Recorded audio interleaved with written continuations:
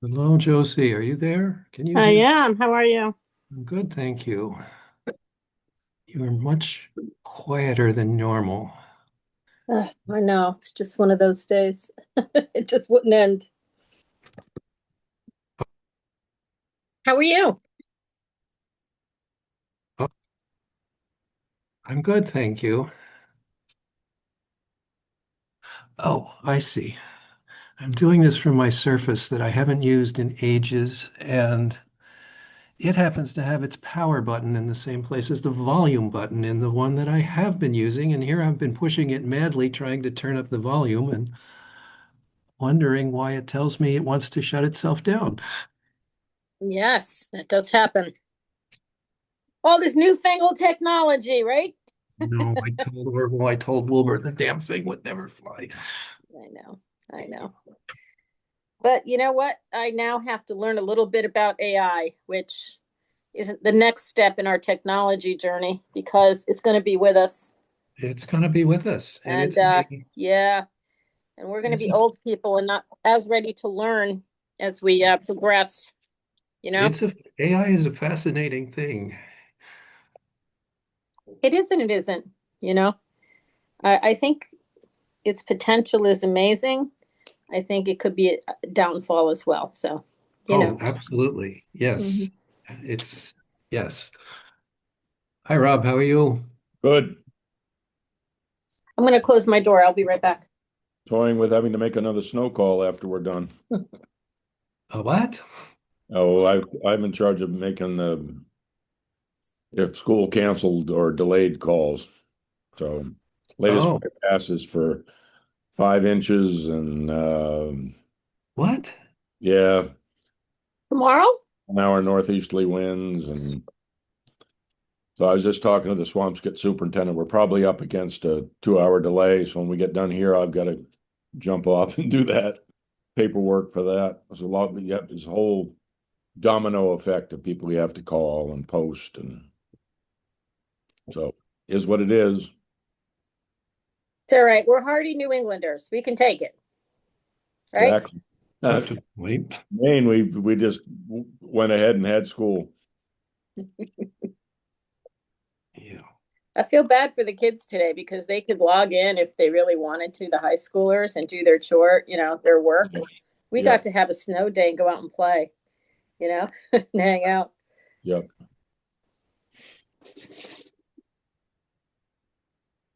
Now, how That's many people are expected on this call, Bob? Do you know? It's open um to all the committee members, right? I was no I yeah, two people entered the waiting room. Yeah, okay. How do I let them out of the admit all? Hey, Rob, I don't think I've had the pleasure of meeting you, have I? I don't believe so. My name is Josie Reese. I'm new to the FinCom committee. It's nice to meet. Um, However, for decades, I was like head of PTAs and things. So Yep. I know a lot of school issues. It's very nice to meet you. Nice to meet you as well. Oops. Da-da-da-da-da. All right, let's start by renaming me. I am not the town of Nahant.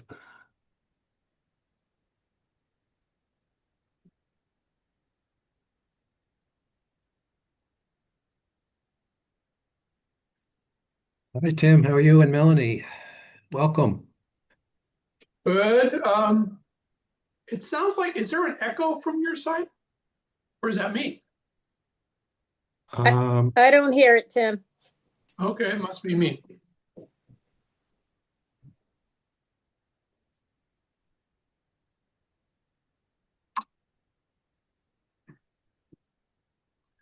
the town has set up Zoom so that everybody drops into the waiting room and has to be specially admitted. I think that was in reaction to some of Uh, the unwelcome guests that appeared in other meetings. yep. Hey, Bob, I noticed I was assigned with Deborah Warren to, I think, CPC, and she said that she normally does that with Barbara. Yes, I know, but we now have a full committee, so we moved things around.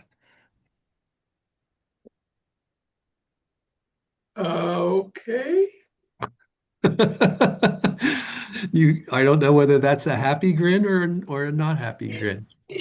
The reaction I got from Deborah was that she and Barbara normally do it, and if I really want to do it too, I can. But it sounds like I'm a little bit of a third wheel. All right.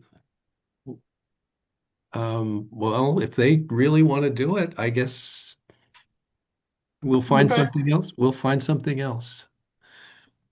All right. It is now, and hey, Josie, I had a subsequent conversation with Kristen Taylor, who says she is not going to keep minutes for I us. heard that. I heard that today from, or yesterday from Allison.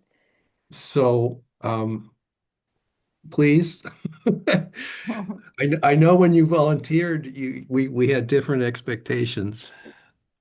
Yeah, and I don't want to take away from this meeting, but I have a question for you. Is the expectation that I take meeting minutes at every meeting, including ones like this, or just when the formal committee gets together? I could do it as long as I have access to the recordings if I'm not there that day. But I just don't understand the breadth of what we're looking to do. Um, Anytime there is an official meeting of the Finance Committee, we should have minutes for Okay, it. So like tonight, we should have minutes. we should. And yeah, the only things that really have to be recorded are the meeting vote or the votes, any votes Okay, that were taken. all right. So And then the I'm not videos, able to sit in on every single one of these committee, these if, subcommittee meetings here. I haven't been able to.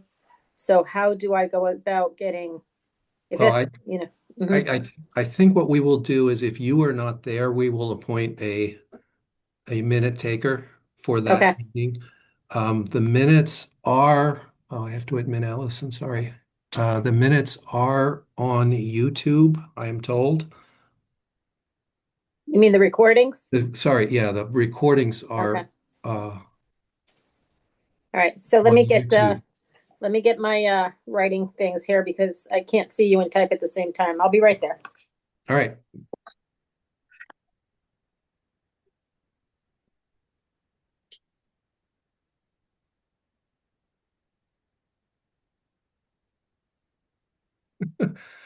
It's interesting what autofocus will glom onto when it.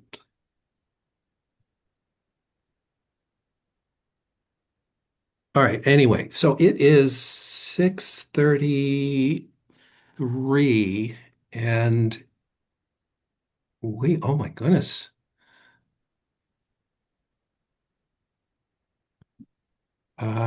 It is 6:33. We do have a quorum of the committee. So present from the Finance Committee, Bob Vanderslice, Deborah Warren, Josie Rees, Tim Bell twice, Alex Kent.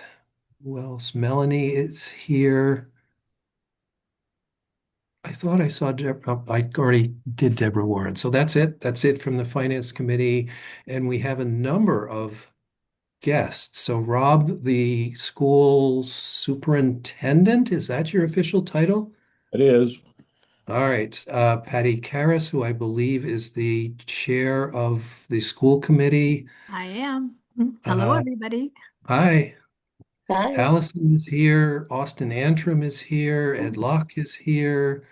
Uh, MC, that must be Rob Thibault is here. And that's it. I So, just want to make sure I got everyone. Oh, Perry said as well. oh yeah, Perry, I don't know where Perry is on this list.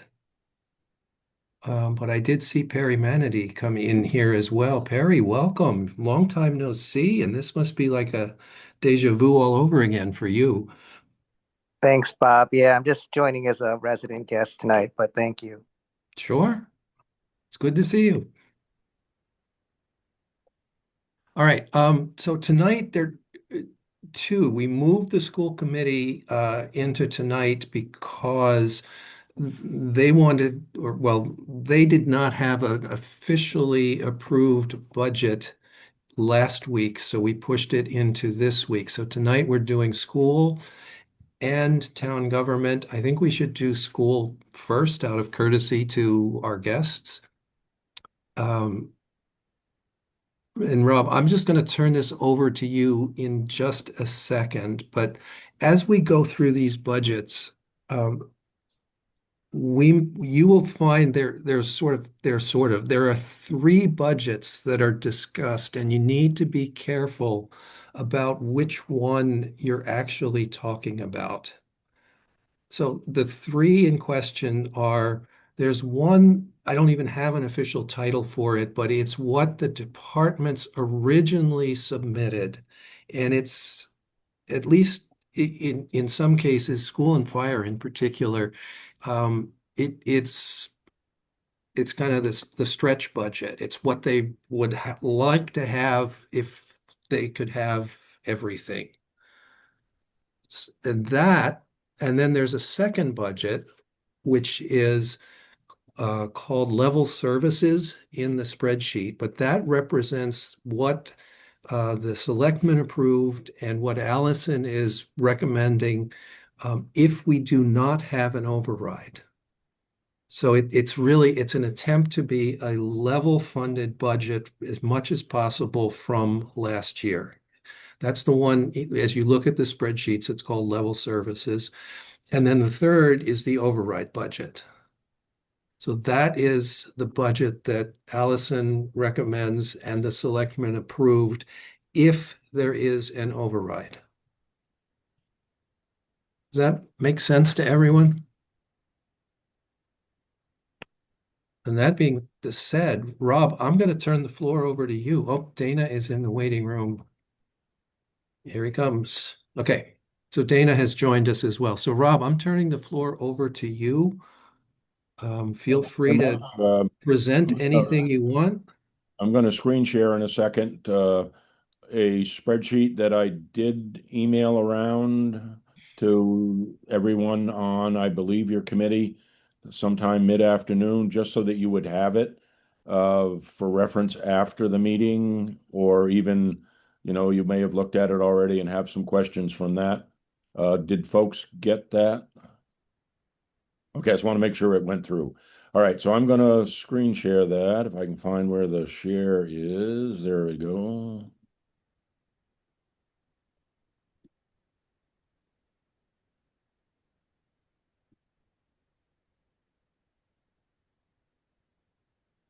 Does that show up for everybody?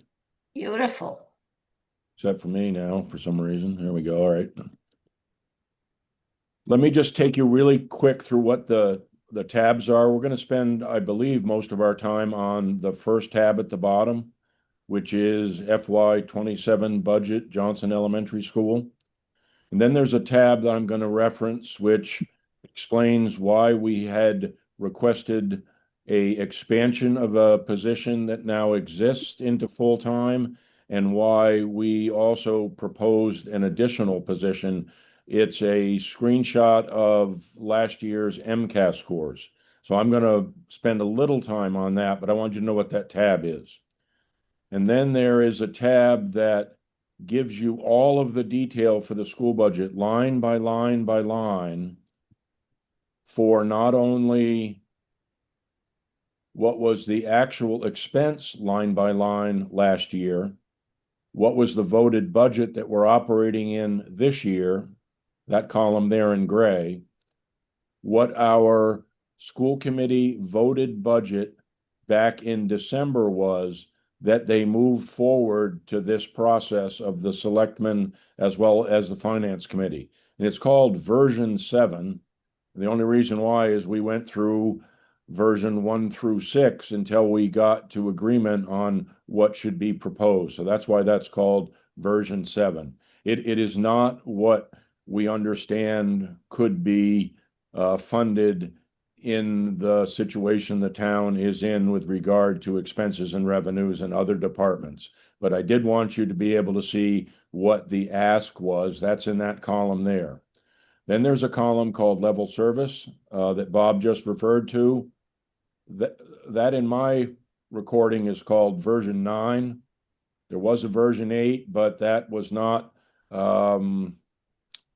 trim enough to be able to pass the scrutiny of our new town administrator, who's doing a tremendous job, by the way. So version 8 sort of disappeared into the vapor. And then included in what you've seen so far is this, what's called version 9. That's the level service budget, no additional positions. It does have an increase, but that's because of what I consider to be uncontrollable expenses. And then there's a version 10, and both of these were formulated in the last week or so, 2/11/26. And that's the one that would be on the table for the schools if the town supported and voted on and okayed through referendum a $1 million override, and it would be the school's share of that. So that tab there just shows you all the detail of the school. Next tab over is the town level service budget, and I believe that is what Allison has sent around to everybody. So it shows every single department. And then when you get to the school, I have highlighted that in a slightly different shade so that you can find all the school. And that's the same as that tab we just looked at. So that's the level service, but it includes every other department. Libraries on there, police, fire, etc. So that's what that tab is. We won't spend any time on that tonight. And then there's a tab for what the override would be, department by department by department, again, including the school in the shaded section there. We won't probably refer to these unless there's a question, but there is a tab, the next one over, that says enrollment and staffing. And what that shows you is the present enrollment of the Johnson Elementary School, kindergarten through grade 6, including preschool, total of 177 kids. It shows you what the classroom teachers are. There is one grade, grade 2, that presently has 2 classroom teachers because there's 27 students, and that is too large a class to be handled by one teacher in modern enrollment standards for teaching. And then this is the number of aides per classroom. These are the number of special education students. We probably will be talking a lot about the category of special education tonight, the number of students in the various grades that have individual education plans is listed there. There are 49 students out of the total of 177 that have an individual education plan. And then some of our students are educated out of the district because their needs are so high. This shows you the number of kids, what grade they are in, and there are 11 students not educated in Nahant in outside of our district special education programs. That's 60 total kids, and it's about 22.5% of the total enrollment. It also has a little tab here that shows you grades 7 to 12 at Swampscott Middle and High School, where we send students, and the number of kids are in those grades. And there are 90 students attending middle school or high school in Swampscott. Total student enrollment of the town of Nahant, including its own elementary school and middle school and high school kids, is 267. And then we won't spend any time on this, but for reference, it shows you the staffing, the teachers, and what their full-time equivalent is. So that may be a sheet that you want to refer to at some other point. There is a tab that shows the teacher salary scale. And this is the one for next year that is negotiated. Hey, Rob, before Yep. you go on, and Dana, I know you have your hand up, so you're next. Is 22% sped, is that a typical percentage? Is that Yeah, common? it's actually statewide is anywhere between 18 to 25, and it fluctuates year to year. Some of that is related to post-COVID identity of students that struggled, but it's also a result of there being better and better identification of kids who are in the special needs categories. And there Okay. are state and federal requirements and teams that go through testings and evaluations and establish whether a kid is qualified for special education, and then what is their program and what they need for support. And it All right. also identifies if the school of the residents, whether the Johnson Elementary School in this case has a program that can handle that student's needs, or whether the needs are of the level of complexity that they have to go to an out-of-district program. All right. Got it. And then Dana, and you're on mute, Dana. Thanks, Rob and Rob. I just had a question about the additional full-time employee for math and ELA. When, Yeah, when would that person, if it were approved, start?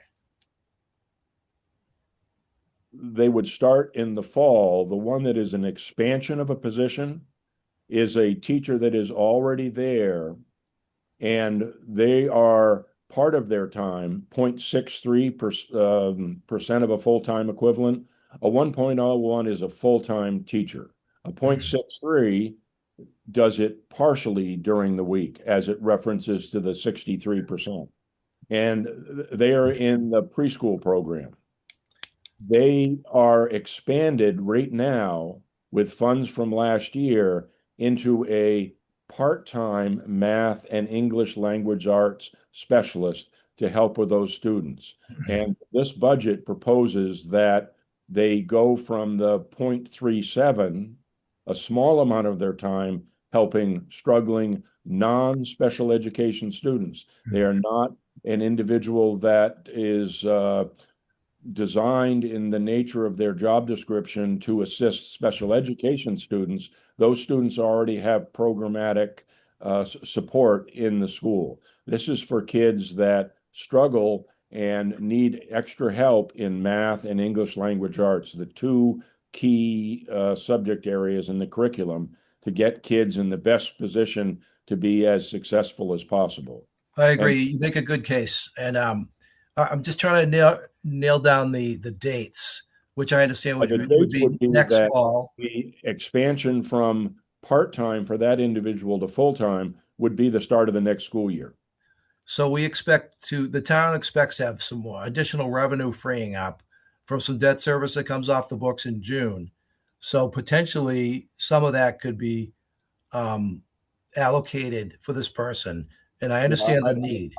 I'd have to, Dana, defer to Allison on that. I Okay. believe that is already considered in the fully loaded, complete town budget, that aspect of what that revenue does, but I'd defer to Allison on that.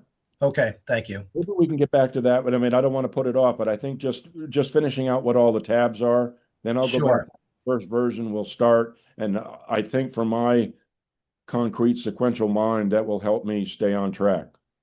So, Rob, real quick, because I'm taking notes, how many teachers and how many aides currently? This is the teacher salary scale and where the teachers are on that scale and what their salary is proposed for next year through a negotiated agreement. So, for example, I do see that. Thank you. I'm just trying to annotate how many teachers in total, not their salary right now. I know it was on your other tab, I believe. total teachers that are Total in teachers, please. are about 14 teachers. Okay, and how many aides did we have? Okay, that's going to be another sheet, and I'll show you that in a second. Thank you, sir. That's one of the other tabs. This one is just the teacher scale. I wanted you to know what it is. If you come out of college, you only have a bachelor's degree, it's your first year. Next year, you would make 57,742. If you're hired and you have 10 years of experience and you have a advanced degree, you make 108,000. And every school system in the state has a similar type of scale, with the numbers being different and maybe the columns being different. this one's really just for future reference. Teachers come, the teachers go. We advertise. That person now may be over here when they're new. I just wanted you to know the existing lay of the land and what the teacher contract is, which is a negotiated agreement, is 3.5 for next year. Oh, so excuse me, it was a 3-year contract. It's 3.25 for this year, 3.5 for next year, and then 3.5 for the year after that. So that's what that scale is. And then the next tab over shows you and you'll look at this later on. This compares our school district as it relates to what they call comparable school districts around us. So our comparables are Manchester, Rockport, Lynn, Beverly, Salem, Marblehead, Winthrop, Swampscott, and Ipswich. And it shows you, if you're a bachelor's degree, for example, the lowest step, we'll just take that one example. Our scale for this year, which was last year, that's a snapshot from last year, was 55,789, and the comparables average was 57,142. So we were ranked 9th of those 10 comparables, and we were almost 2.5% behind. So that's what that does for the beginning step, the middle step, and the highest step.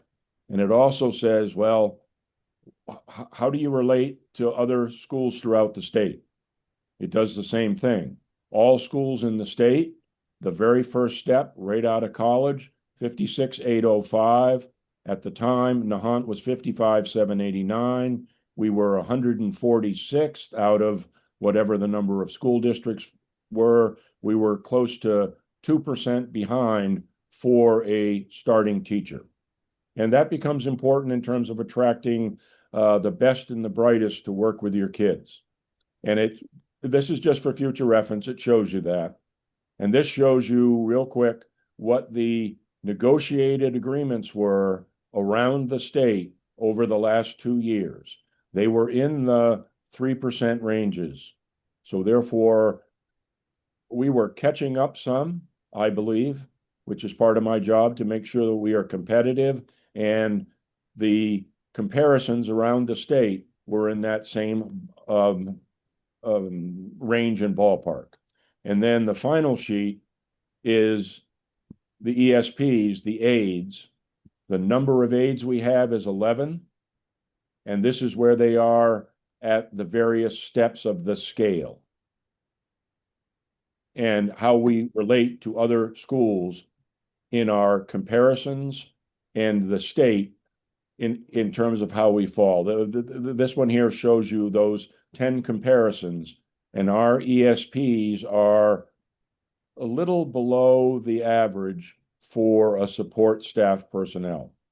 Our range at the time was, and this was from last year, was between $20.45 as high as $24.05 if you had experience.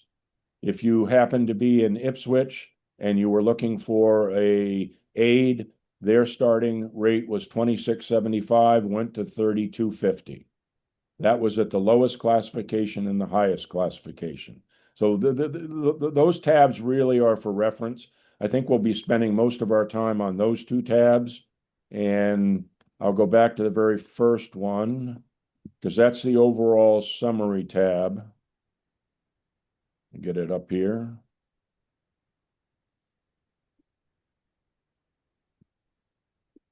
There we go. So did anyone have a question before I start going down through this? Everyone still hear me okay? I want to make sure I'm still on. Bob, can Yeah, I can hear you. I can hear you, Rob. All right, so this sheet is a overview and a summary sheet. So what this shows you at the top, this is the present budget that we're now operating in, fiscal year 26. The budget total for this year was $4,854,441. It was an increase over the year before, FY25, which was the 24-25 school year, of $112,109. It was 2.35% over the previous year. So that's the existing budget that's now in place and is operating this year. And then this is for FY27. Here are those three budgets actually that Bob referred to. This was the first fully loaded budget that the school committee passed back in December. This is that level service one, and this is the $1 million override one. So in the one that we had proposed in December, we had proposed a budget of $5,411,093. Dollar increase was going to be an ask of $556,651. It was 11.5% request for an increase. And then I'm going to show you what was in that in a second, and whether it's recommended to stay or not in the other two versions. The level service version is $5,046,154, an increase of $191,712, 3.95%. And the $1 million override version, version 10, is asking or proposing $5,237,403, an increase of $382,961, or a 7.89%. Of the $1 million, that amount is $191,249 of the million. That would be the school's share of the override. Okay, and now I'm going to go through what the budget components were. Teacher salary increases per contract. In the budget back in December, it was 3.5%. It's negotiated, so it's set in stone.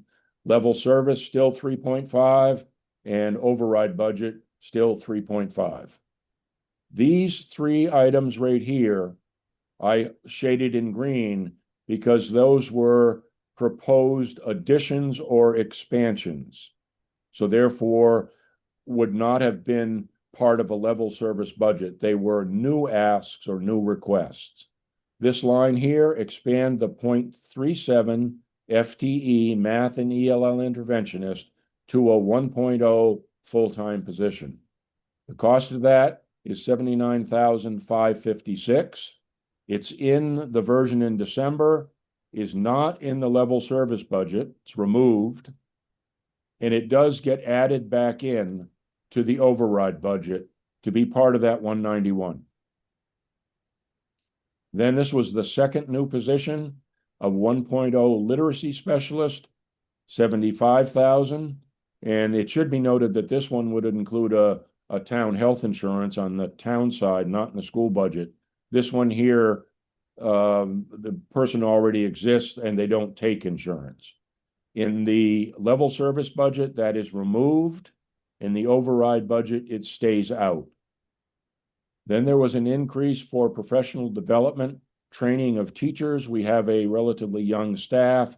We have a new math program. It's important we keep our staff up to date. And that suggested a 6,000 increase in December, removed it in the level service budget since it was new, added it back into the override budget. And I think right now, for these two positions, I'm going to stop and go to the second tab, which explains why I see the need for those positions. And what this is a snapshot. This is English language arts. That is math. And what it shows you is last year's MCAS scores, the state and Nahant for English and for math, the state and Nahant. And what happens is they categorize results in 4 categories: either exceeding expectation, that's the blue, meeting the expectations of the Massachusetts learning results, partially meeting the expectations, or kids who are not meeting the expectations. So for example, in English language arts in the state, there are 20% of the kids that do not meet the expectations. In Nahant, it's 13%. In math, 19% statewide, 16% in Nahant. The category that I think is extremely important to look at are the kids that partially meet. Those are kids that are most likely non-special education that are just about getting to the meeting expectations. They're on the cusp, but they're in a classroom with 15, 18, 24 other students. They don't get individual attention. They're non-special education, and with a little extra help would boost them from partially meeting into the meeting category and set them up for success moving forward through the grades and moving on to middle school and high school. So, Rob, can I ask a question to Sure. this, please? Sure. Yep. Are those partially meeting mostly heavy on the younger kids? Because sometimes, I have they done grow that differently. research. I don't necessarily think that's the case. I think that in some subject areas, you take like math, as it gets harder and harder, further in the grades, more and more difficult. If you're not getting it, it's harder and harder to get it. And I'm not sure we could do research on that, but my gut tells me it's not more kids in lower grades and less kids in higher grades. And it might even be the opposite of that. I'd have to do research and get back to you. Yeah, the only reason I ask is because I had a son. One of my sons was much slower in the beginning, right? And then by the time he got to third grade, he caught up. But I was told it was just developmental of each child. It wasn't the amount of effort, right? Each kid learns and grows, especially in grammar school, a little bit slower in the front. Yeah, So I'm just and wondering if we're seeing the same thing. and I would argue if they had been able to have been worked with a little bit one-on-one with that specialist or in a group with other kids that are sort of in the similar situation as your child was at the time, that extra little support at a really important time in their educational career can get them back on track. And Okay, thank you. what got your child back on track, but that is what this position is supposed to do. Statewide, there's 39% of the kids who partially meet the standard in English. There are close to 50% of the kids in Nahant that only partially meet. And in big school systems, they have these positions we're talking about. They have, even in Rockport, where I came from, which is not dramatically bigger, a total of 600 kids from kindergarten to age 12, 200 of which come from Gloucester through school choice program. We had 3 math specialists and 2 literacy specialists, and each building, the elementary school had that, the middle school had that, and the high school had that. And in even bigger systems than that, and Rockport is a small system. So if you go to Danvers, you go to Swampscott, you go to Ipswich, you go to Linfield, those kids not only get the help of their classroom teacher, but if necessary, if they're SPED, they get help in the SPED program. But if they're non-SPED, they get the help from those specialists. Being a small school like Nahant, those positions don't exist until this year when we put in the first time we had that partial 0.37 English math specialist. So to me, that's the holy grail right there, is moving those kids the next time they test into the meets column. And also, I think it's not only categorizing the kids that struggle, but I think it's important that there's a target of extra help for kids that maybe aren't fully challenged and need an extra little boost and need to be in the exceed standard. So I see a specialist and an interventionist primarily helping kids that struggle in that world right here, but also moving kids from the meets over to the exceeds. And you see the same relationship in math. 40% statewide are in the partially meets, and again, almost 50 in math, different subject area completely. And they may or may not be the same kids because you might be good in English and not good in math. But to me, that's a really, really big challenge for a school that superintendent in my position has a responsibility to try to advocate for and work to change. So that sheet is designed to support that expansion that is removed in level service, but put back in the override at 79,556. It would be ideal to add the complete literacy specialist, but again, it would include a health insurance, and that was not feasible within certainly the level service budget, and it was not feasible in a $1 million request for an override, along with other department needs for personnel to you'll hear about later on, like fire and that sort of thing. So those again were the new additions. And now these are the things that increased all the budgets, but I think are out of our control. We had an increase for a contracted special ed director. Our sitting special service director was only half-time because we're a small school. She was a retired special ed director that had served in Somerville with the previous superintendent. Her husband was ill. She decided it was time to leave the position. We advertised for our own half-time special services director and had no applicants for that position. The individuals looking for positions as special services directors are looking for full-time positions. So we explored even whether we could utilize some of Swampscott's time with their special ed director, and that by Swampscott was not considered feasible. So what we ended up with was in a contract with an agency to receive the services of a former special services director who just happened to be a former superintendent. The cost of that contract, though, is fixed at a $40,000 additional cost. So it was in the December budget. It stayed in the level services budget, and it has to stay in the override budget. Same statement for occupational therapist. We had a part-time occupational therapist, which is a special ed position. That person left our employ. We advertised, could not get an individual for that.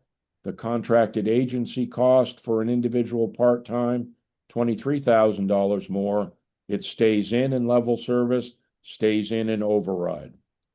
We do have 2 more ESPs, special ed aides, in this budget than were in last year's budget, even though we had to go up the 2 last year because of requirements, and we had to find the money. They now have to be budgeted for. Those are required through a student's individual education plan, and it's necessary for those kids to be able to learn in the general education classroom by law, required by federal mandate, and also to not have to be in an out of district placement. So that was an increase of 87,000, and that number includes the contract increase for all the ESPs. Sorry, It's, Rob, where's the sped director line item on your versions 7, 9, and 10?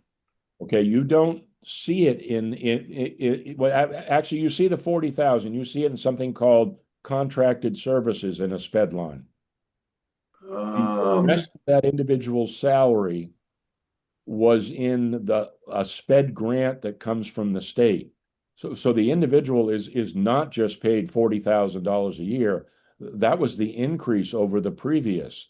There's a amount that's applied to the grant, which we get through the federal government, and then there's an additional amount that we have to put in our budget. So we called it contracted services. It's part of a number, I think, that went from 50 to 90,000. Okay, thank you. And show you where. If you go to that tab real Yeah, I quick, found it. it's right there, contracted services. It's in red. So, It Rob, had I have a few 50 questions, if I may. Yep. You stated that we get grants for special education help. How much have those averaged, or how much are we relying on that this year, please? We're relying on the full allocation of all of our grants. And can you tell me what that is, please? I don't have the figures right at hand. I can get those for you, but I don't have those figures right there. But you get a a, a federal SPED grant that pays for some ESP salaries. It pays for the SPED director. Um, I just don't have that figure right here. Okay. And so if we're getting grants, you're saying that the additional monies for these outsourced services are over and above Right. and not covered by the grants. The grant can't handle the $40,000 Okay. expense. And another question is, if you had a part-time employee as a director and we're adding another $40,000 to it, would we have been better off just offering a little bit more for a part-time to see if we could have gotten someone on our own? Did we try that approach? Yeah, that's an interesting question. I think you might have pre-asked that already. And the answer to I that, did. we don't even put the salary in the posting. We say wanted 0.5 FTE special ed director. And we encourage all applicants to apply. We do the same thing with a teacher application, and we don't say, must be a bachelor's degree between step X and step Y. We say wanted fifth grade teacher for the Johnson Elementary School, and then we hire the most qualified candidate, and there could be a huge swing in the costs of that individual.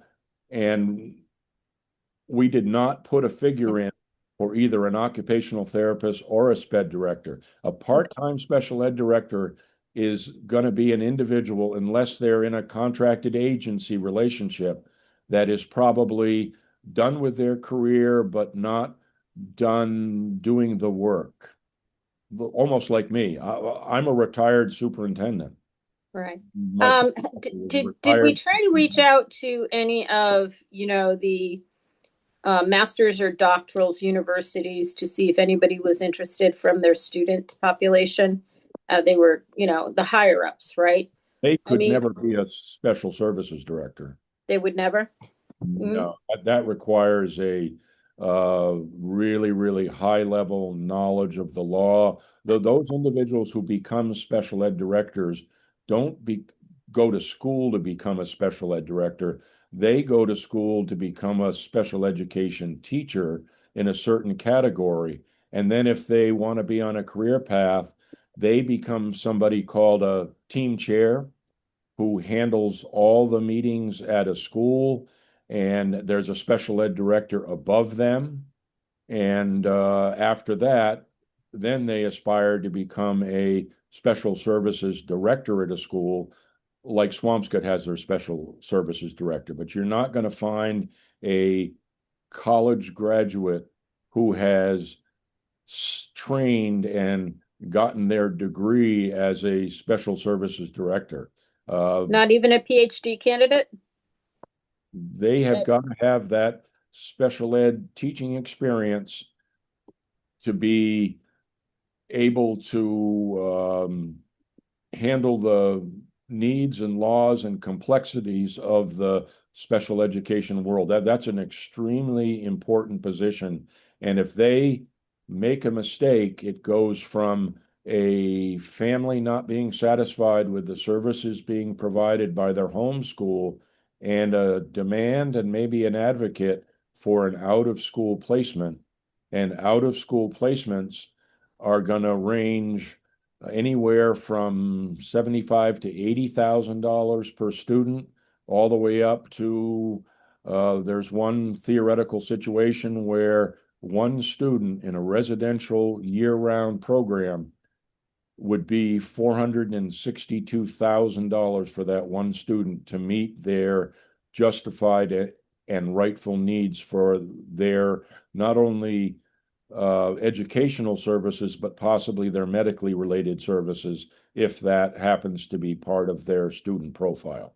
So, and bear with me, I have one more question because I've seen different things and I just want to understand the basis here. So if it's an out of district, I know that special education students, you do have additional requirements.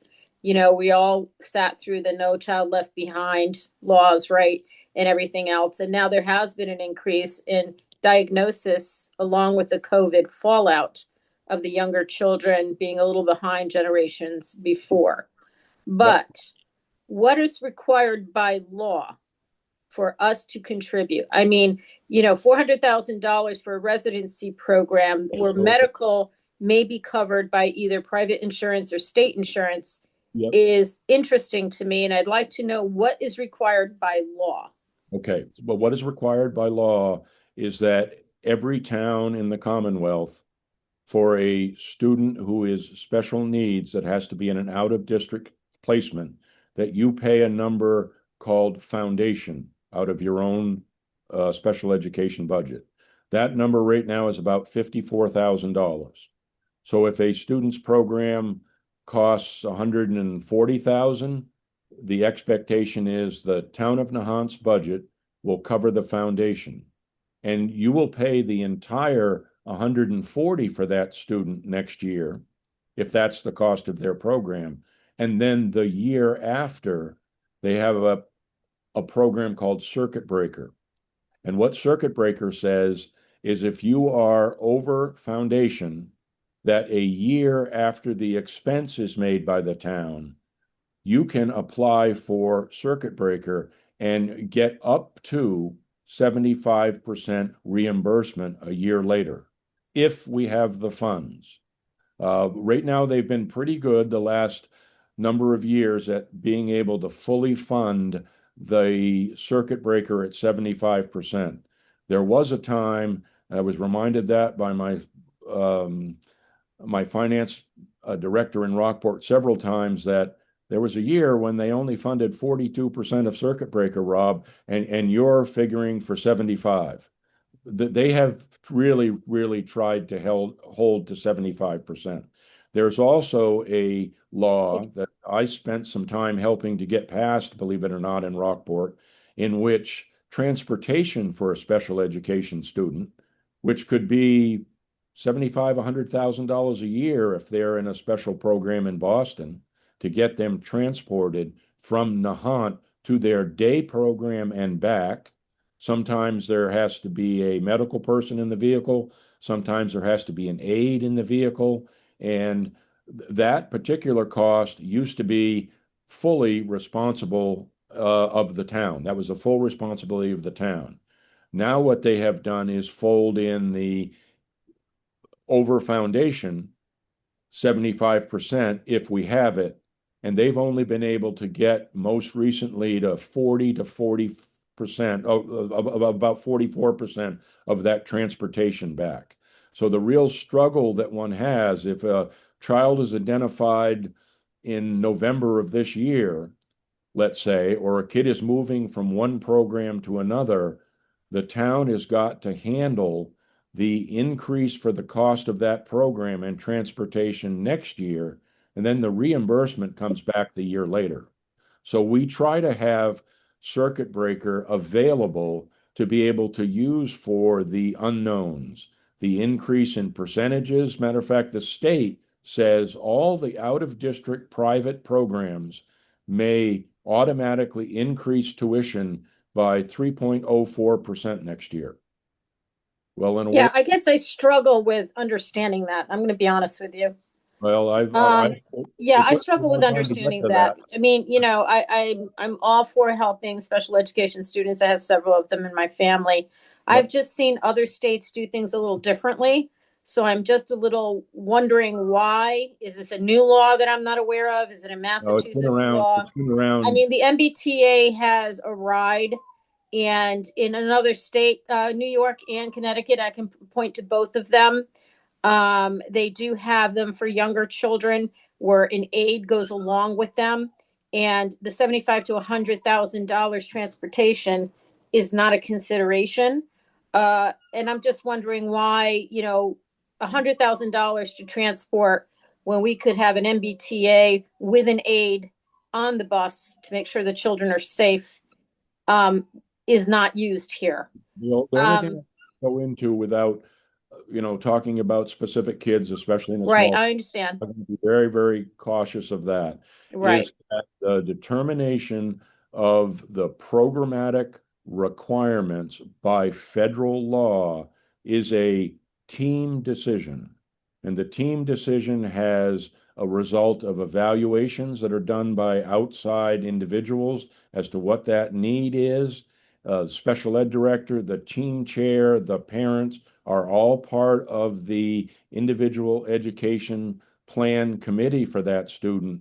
And those needs are then determined, and that by law has to be funded. By federal law has to be funded. State law for Massachusetts sets that circuit breaker and transportation reimbursement, but they don't get into the federal IDEA requirements for special ed students. That is all subject to federal law and would be the same state to state to state.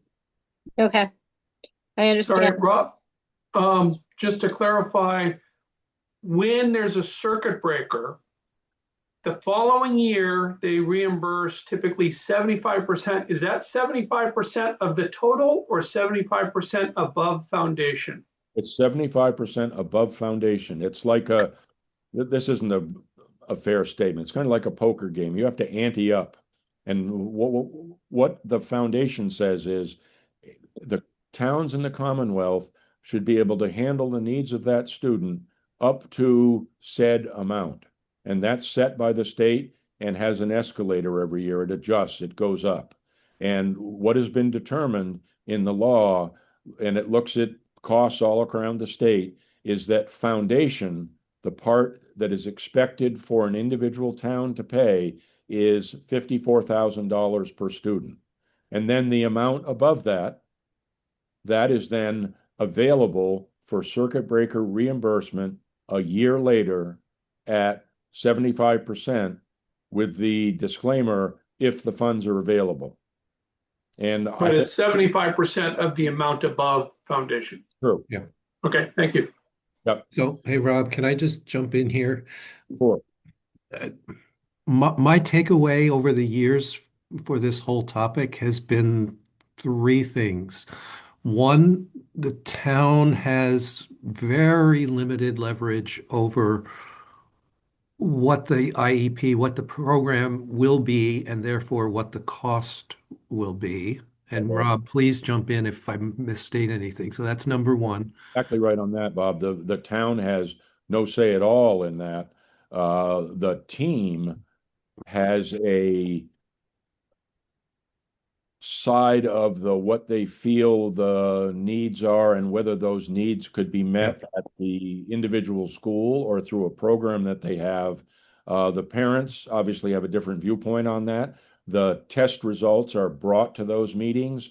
Kids are evaluated professionally, and all that comes together, and a decision is then made as to what the appropriate program is for the needs of that special education student.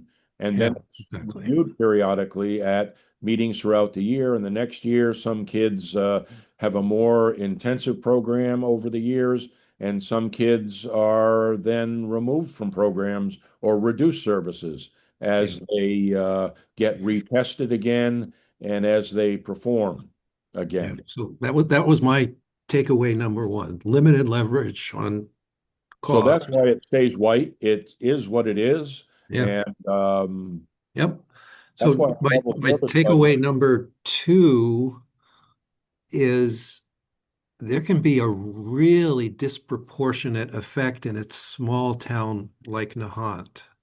Somebody with extensive special needs that comes in or comes into the district can really have a disproportionate effect on well, and the again, town, I'm and not there's gonna- not a whole lot we can do right. about it. It's And not hey, Rob, real. let me just pop my number three in, and then I'll be quiet. And number three, to the extent that relief is available, meaning circuit breaker, it lags a year. And I will now go on mute and return the floor to you, Rob. That's okay. We are using circuit breaker in this budget as offset. When you get way to the bottom of this, you'll see in the December version, there's a circuit breaker account in the town that results from those previous years, and it carries a balance. We're proposing in that budget in December that we would use 225,000 of that account. The level service budget proposes we use 350,000 of that account. The override budget goes back down to 250,000 of it because we're not sure completely until next year's reimbursement levels are generated whether the account will handle the $350,000 offset. So Rob, that I'm is sorry. as an offset. You don't What see I it. what I just heard though is you have a balance sheet fund or a fund of unspent circuit breaker that you are pulling into the budget as needed. We know what the balance was in the circuit breaker account once it was utilized to offset expenses last year at the start of this year. And I don't have the sheet right with me, but I believe it had a starting balance of about $65,000 before we started to receive last year's reimbursement from last year's placements that I believe was 197,000. So that's Okay. where that slightly And, over 250. is this circuit breaker account, is this on the books of the town of Nahant, Yeah, I or mean, is, I get or a is report this about, at the state? no, Allison keeps it, and it's one of the reports that I receive as superintendent that shows the different lines like donations account, greenhouse account, sped grant accounts. There's one for circuit breaker. There's one for preschool. So that's a public knowledge account, and Allison has those. And Okay. Allison, feel free to jump in if necessary at all on that. So it's set up as a state grant on our accounting system. It has to be accounted for separately, by state law. But I think what Rob's trying to get at is at the end of the last fiscal year, there was a small balance in there, but these budgets are estimating what we're anticipating to get in circuit breaker in FY27. These aren't known numbers. It's Yeah. dependent on the students that are currently in the special ed program and what we're estimating we're going to get next year as reimbursement. Okay, but this is not a significant fund that we're carrying year to year Not to something year. that has a No, five, you six. have to spend it within 2 years. Okay. So Okay. you're estimating that you're going to get more if we don't pass the override? No, so That's- the $350,000 is a very rich estimate, I would say. He's pulling back on that. We're not certain. It was on the higher side, I would say. That's exactly right. I believe we'll be able to float that amount as an offset. We don't have the figures, we don't have the amounts back. And matter of fact, in the December version, I think I had carried a 275 version, and the school committee rightly convinced me, Rob, you really don't even have a way to guarantee you're going to have that amount of money. You should reduce that to 225. And I did that.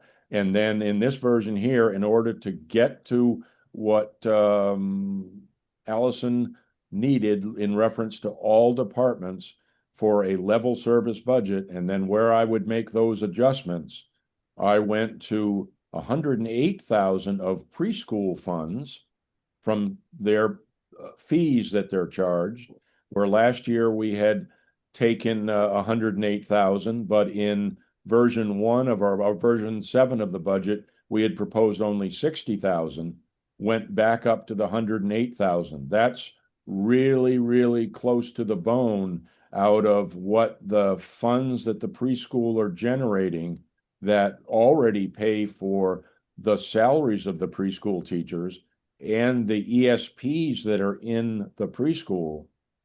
This is above and beyond that as an offset. And that number was new last year. Tony Barletta and Allison convinced us that that account was carrying a balance that was available to help offset costs rather than not be applied as we did last year. So these two are offsets, is what they are. I'm sorry, I'm just still focusing on the level service 350, which it sounds like there's a really good chance that won't be available. It's overly optimistic. And so that's a problem we'll deal with when we learn I it. based that. I mean, I'm going to give you as much truth in lending as I can. I based that on looking at all the kids in the special ed programs where they are now, what their tuition expenses are, what their transportation expenses are, what we're going to file for. I made the assumption that we would get 75% back above foundation on tuitions, and I made the assumption we would get 40 back on the transportation. And this is a safe number, but it doesn't take care of any like brand new placements that may happen. I think I started to say, without going into any great detail, in early February, we were informed that the state was closing a program that had long been planned to be closed called PAPAS.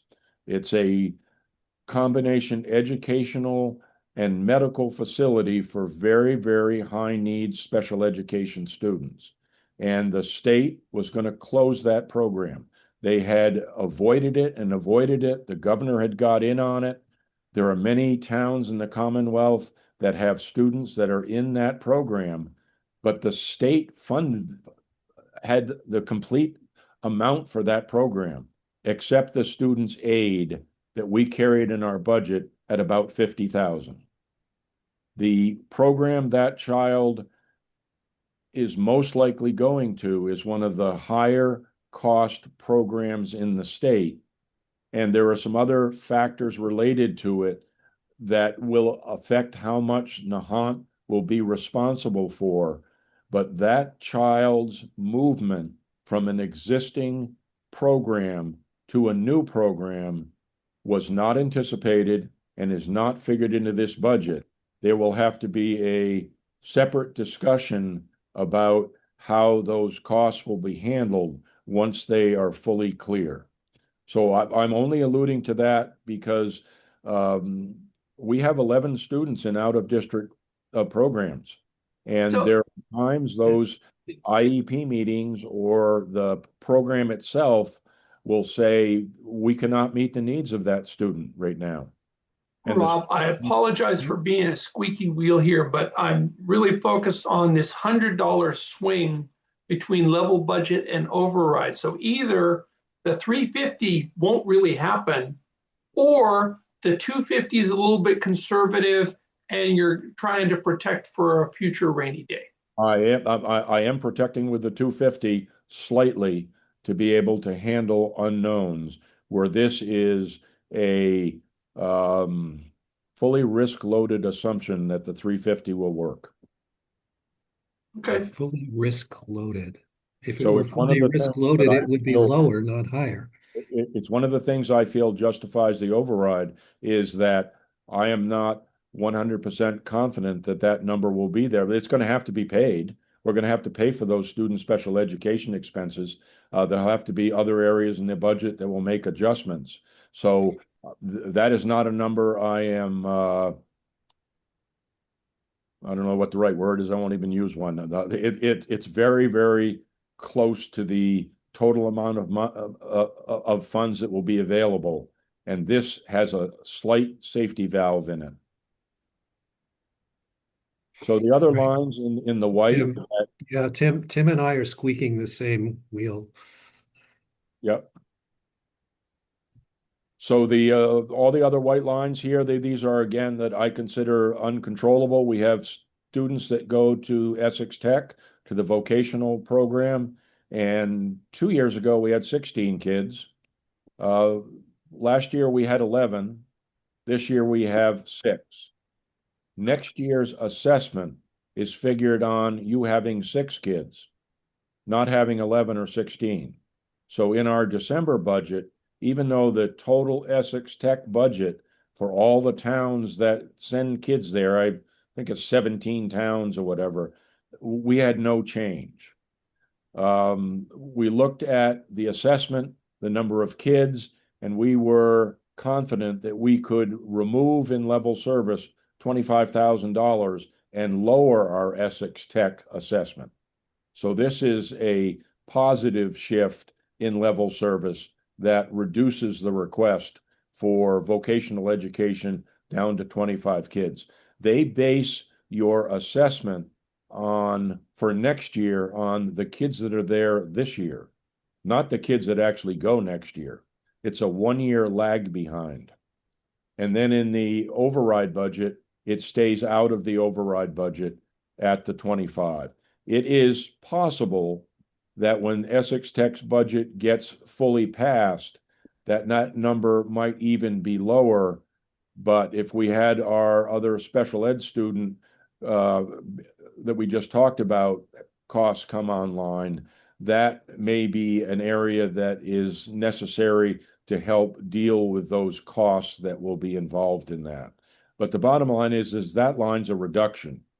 It was flat funded in December and lowered in level service and stayed out in the override budget. A new bus contract. We have a 5-year bus contract with Healy Bus. The first 3 years had a percentage increase. State allows you to negotiate a 3-year budget and allow to have option years. Well, the contract that is in place had 2 option years, and Healy Bus gave those option years at 0% increase. We just bid out the new contract, and I included an increase of 11%, of $11,283 to handle an anticipated increase in the first year of a new bus contract for our middle school and high school kids. So that number is going to be a fixed cost. We have the results in from those bids. They are hovering right around that number and more favorable in the future years.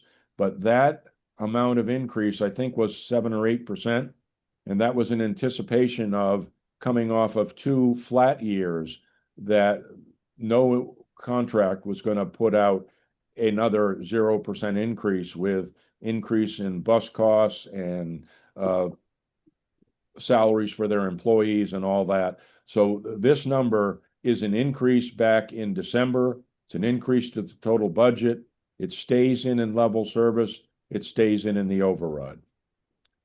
The greenhouse, we were fortunate to get a $80,000 donor to provide us the funds that were used to build our greenhouse. And there is one greenhouse coordinator stipend position that we fund this year that wasn't budgeted for, but we found the money for, and it includes it in the budget back in December, said that $5,600 will stay in for that individual. There are actually 2 of us that do the greenhouse.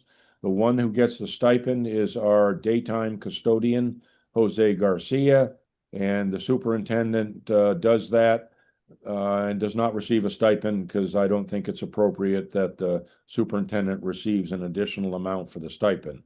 So that goes to one of 2 individuals. In level service, it's removed.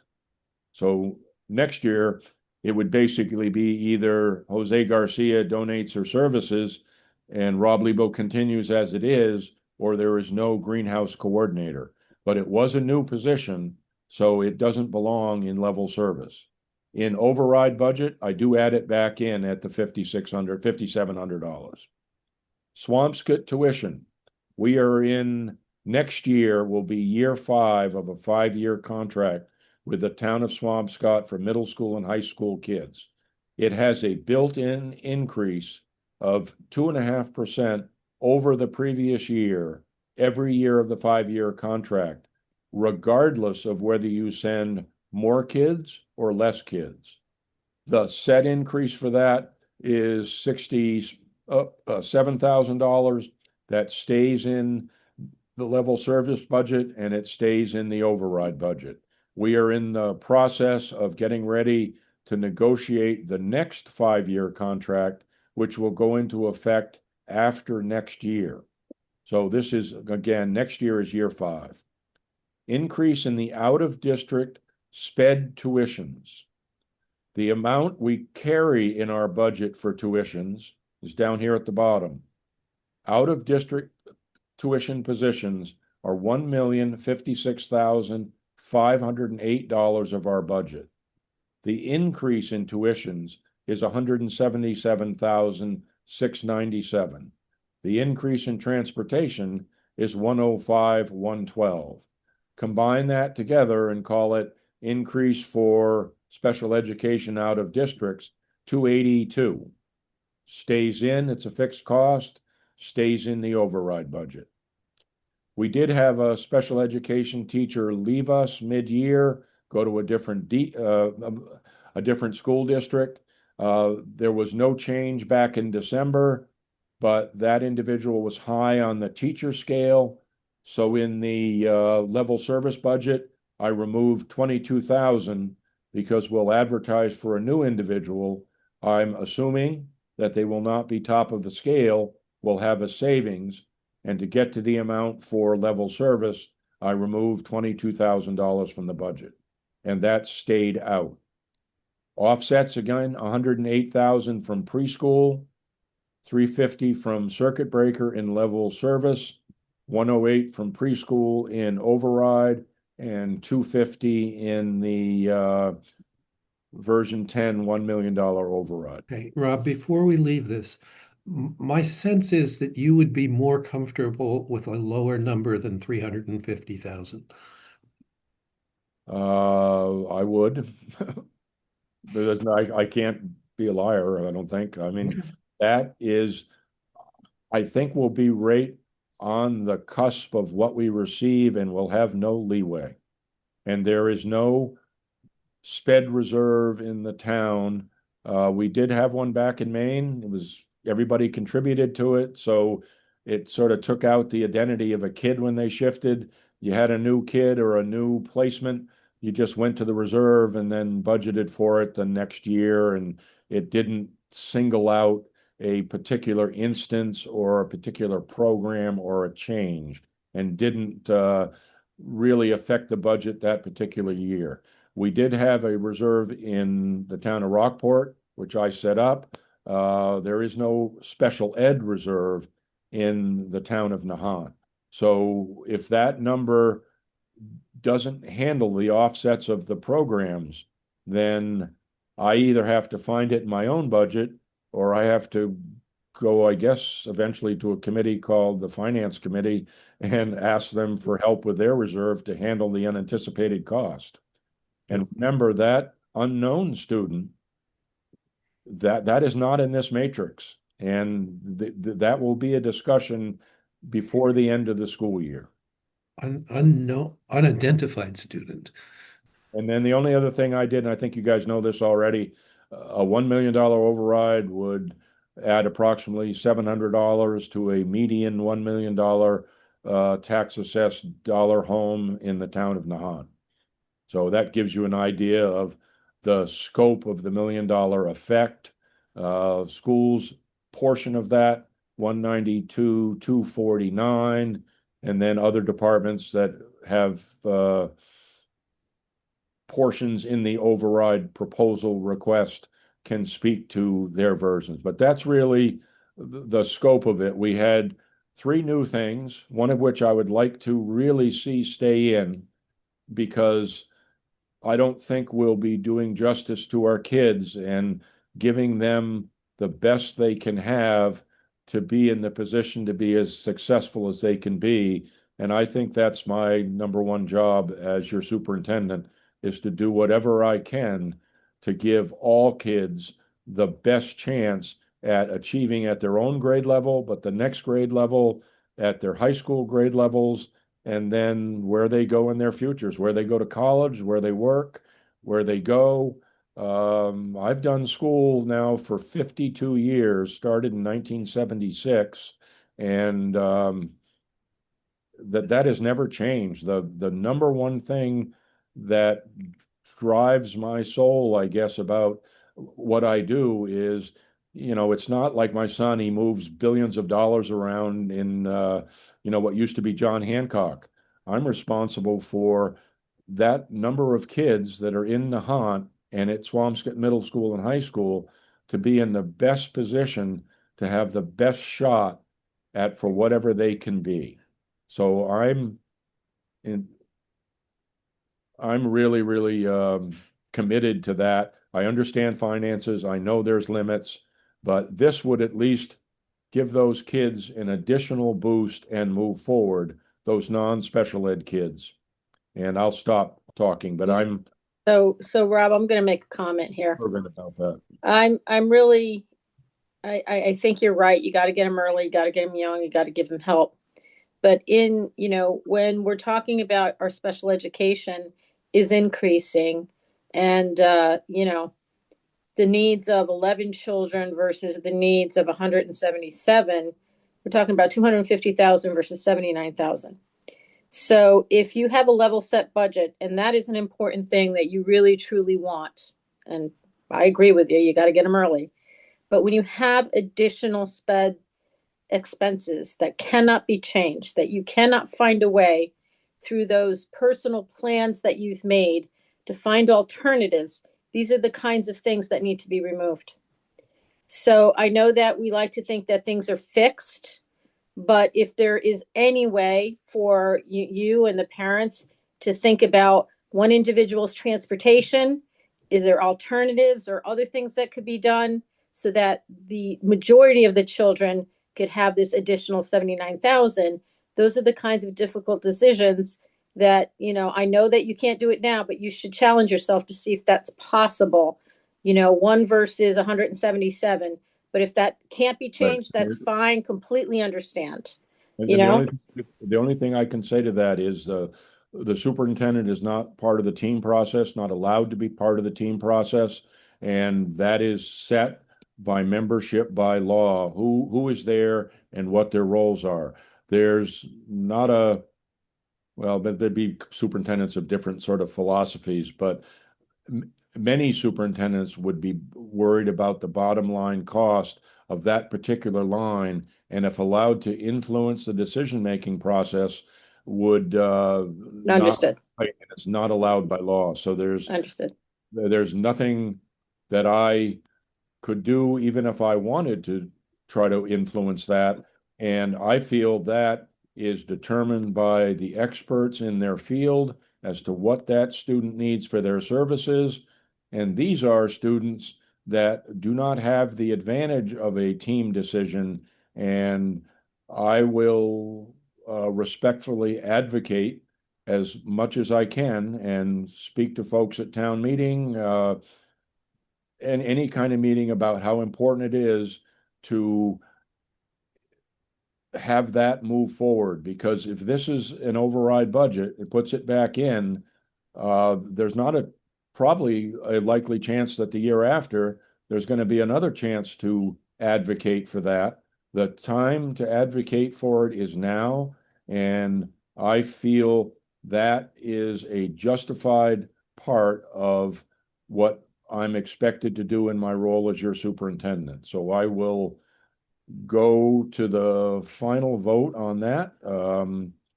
It doesn't matter here, but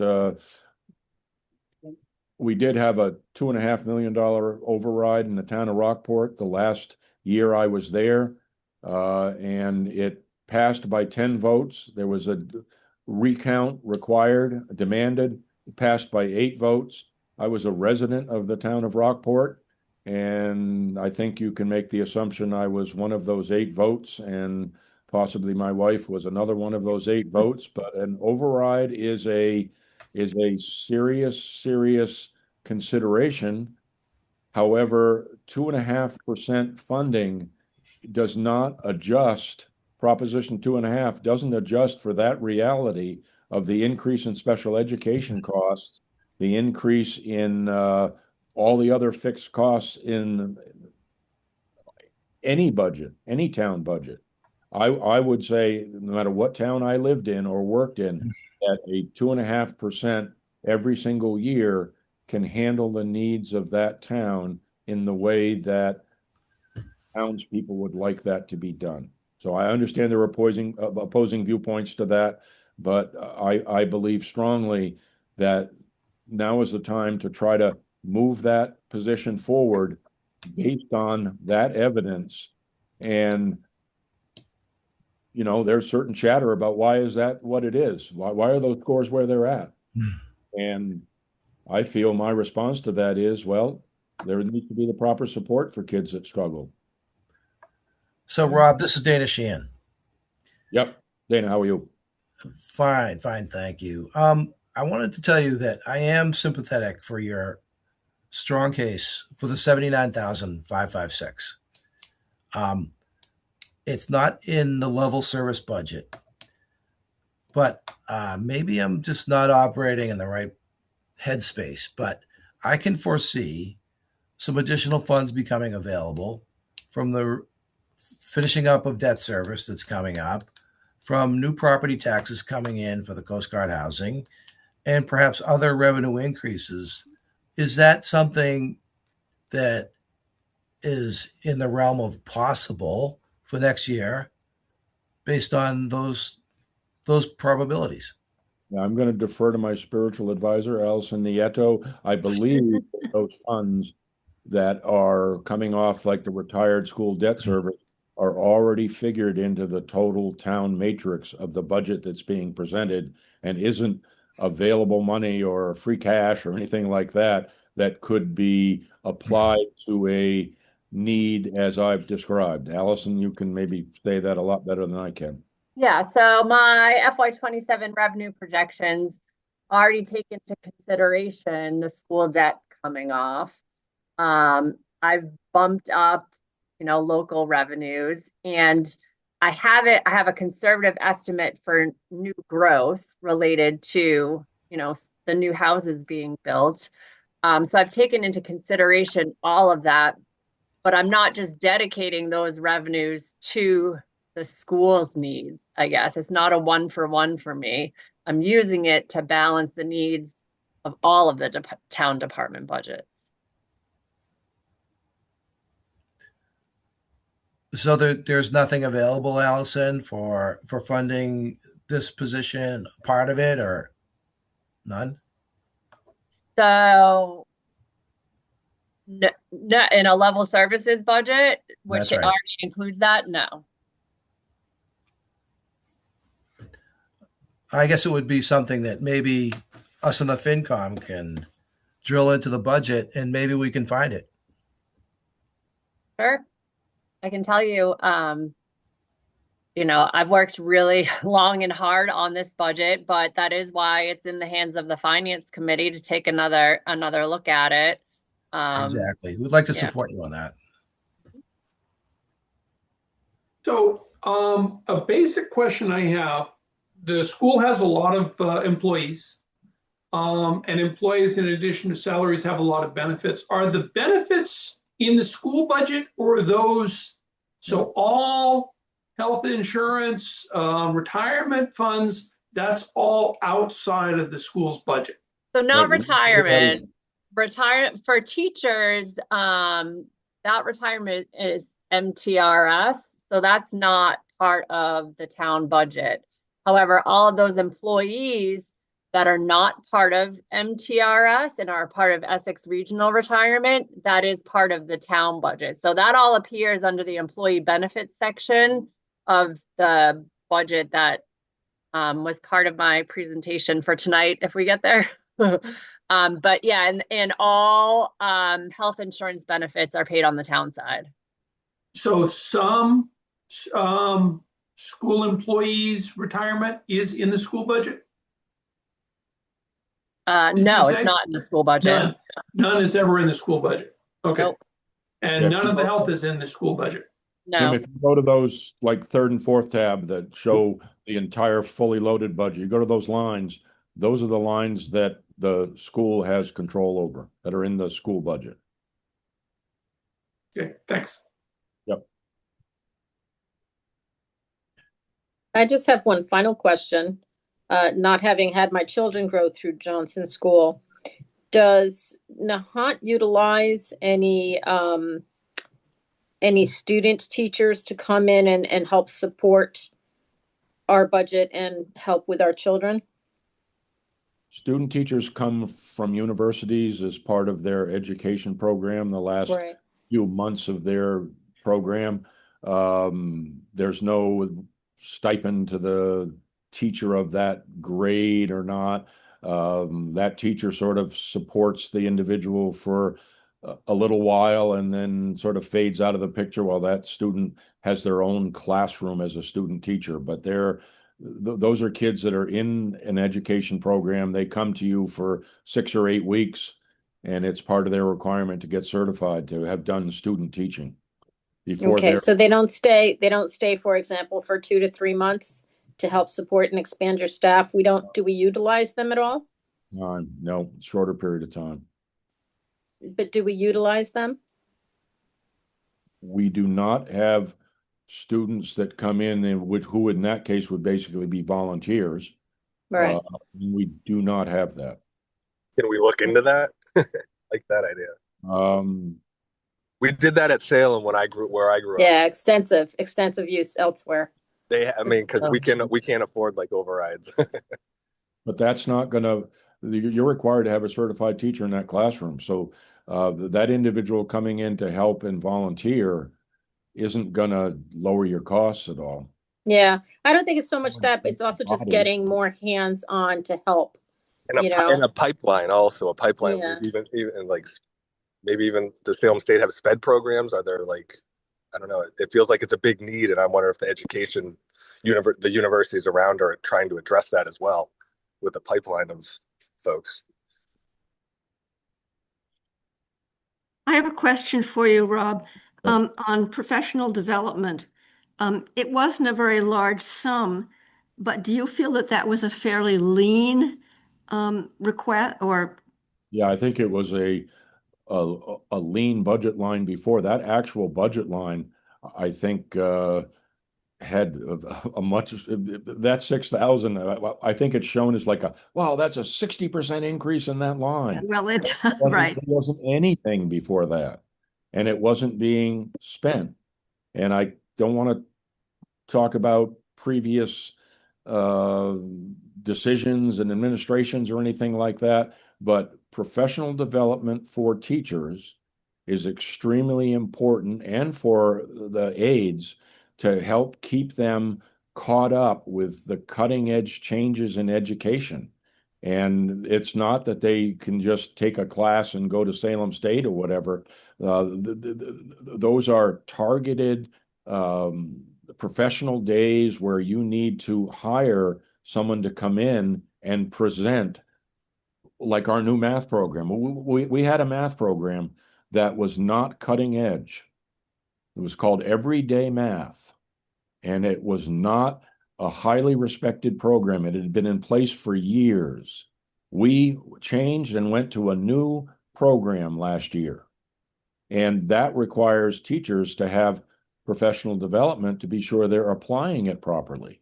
So the $6,000 increase is just to keep our teachers caught up so that the kids in our school have the most prepared and qualified educator in front of them, where they spend the majority of their waking hours is in front of that teacher. And if that teacher's not fully prepared, that's not a good thing. That's a bad thing. So I think it's important. That's why I put it back in the override budget, because otherwise we don't have the funds to pay for those consultants to come in. We don't have the grants for that. We're already using the maximum amount from those grants. So that's important to prepare people to move forward. Right. I see it's not a frill. Thank you. Yeah, I'm sorry I sound so passionate, but I guess No, I am. no. I'm 100% in agreement. Thank you. Welcome. I would be willing to, if anybody has any follow-up questions off that sheet, feel free to email me. I'm your 2-day-a-week superintendent, but like any part-time position, it's usually a slightly more investment than 2 days. So I'm not off duty tomorrow, even though it's not one of my non-days. You email me, I'll answer you. I'll call you back. If you look at that sheet and say, I do not understand that, please email me. We can set up a Zoom like this or a phone call. I think it's important that you understand a very complex part of your town budget that has a lot of variables in it and a lot of shifts in it that you often really aren't even anticipating will occur. Yeah. Hey, Rob, will you just touch briefly on the sped pressure? I think, touched base on it, the majority of it. I mean, it's a huge pressure that the costs are high and necessary and justified to meet the needs of students. And it's just there's not a school district in the state that does not experience stress in their school budgets from special education. Yeah, I was going directly to The way the, they describe that, um,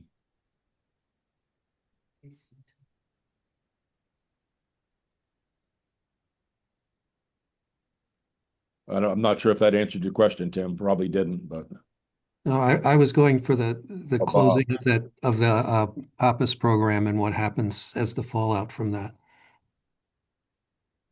I think you'd have to stay tuned on that one. I think we'll have to have a further discussion once we know exactly what the lay of the land is on that situation.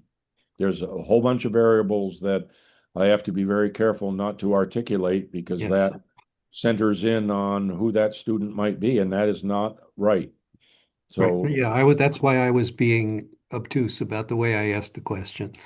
but I also feel it's important not even mention it tonight and then have somebody say a month from now, It's fine. "What did you know about that? Oh, February.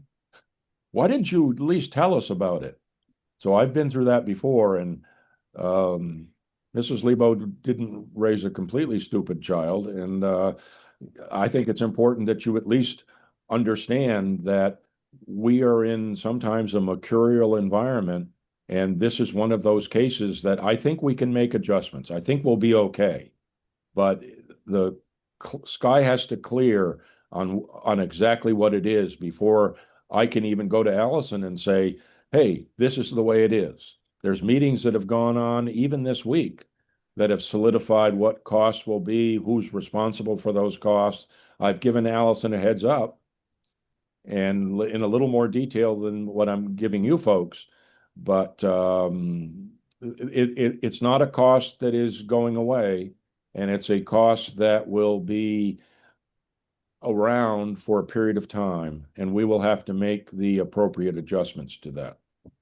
Rob, these new students who will require this, they can come in at any time, right? Like this summer, a few weeks before, well, not a few weeks, but There is a cutoff date that if a child moves from another district and it's after a date, the district they came from is responsible for that next school year. So if the kid just shows up, you don't have to all of a sudden click in and find that money instantly. okay. The And next year you do. The next year you got to find it. I can't remember what that date is. It's late in April, I think. oh, all right, that's what I was It going to ask. comes in December or February or whatever. You're supposed to suck it up. But if they show up in April, it's no, Rockport, you're responsible for that. You budgeted for it, so you pay for it, and the next year Nahant will take it. That's how that. Okay, I just don't remember what the date is, and we okay. had that occur. What we're more likely to get is the change in the placement of a kid in an existing program to a different program. Like we're in part of a program called the North Shore Educational Consortium. It's a whole bunch of districts on the North Shore. They all contribute to that, and you get lower cost out of district programs. sometimes that consortium can't handle the needs of the student. The student has to go to Boston, and all of a sudden the program is twice the cost of the consortium and now includes twice the transportation.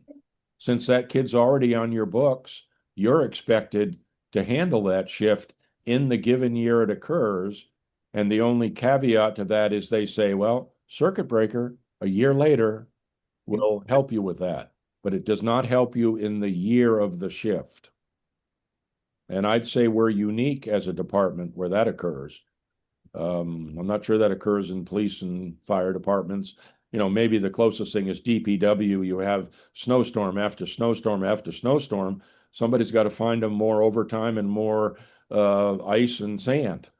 But for a school district, a change in a special ed program can happen tomorrow morning, Right. favorably or unfavorably. So I Okay. appreciate your time. Please email me.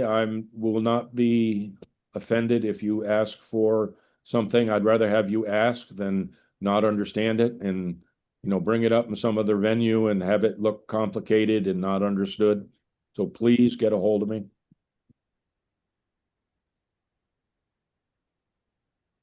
Thank you, Rob. You're welcome. Yeah, thank you. We asked you some tough questions, but it's only because there's such increases in every department that I think we want to be well prepared to field any of those questions, okay? So it isn't that we, think Totally respect your role. one thing is better or more difficult than the other, but where I saw from where I came from is where I saw the largest increases. I just was trying to understand deeply why they're there. Thank you. I appreciate it. I appreciate it. All right. So, Rob, thank you very much. You are certainly welcome to stay if you want.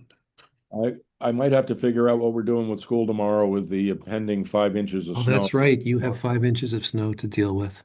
I may stay for a little while, and if you see me leave, I'm not trying to be rude. I'm making. No, that's fine. That's fine. The 5 inches of snow is probably more I want to be important. supportive of Allison. She was here for my part, so I'd like to have. I don't mind. Allison, you have a nice night. Have a good time. Rob, for what it's worth, Swampscott's delaying 2 hours. Yeah. Well, It's been posted. that's a gentleman I talked to at 6 o'clock before the meeting, and I said I'll be in a FinCom meeting. You let me know what you're going to do. So you've just helped me prepare for my next job, and I'm going to with that sign out and go be a 2-hour delay person as well. So thank you. Have a good Luck night. out. Thank you.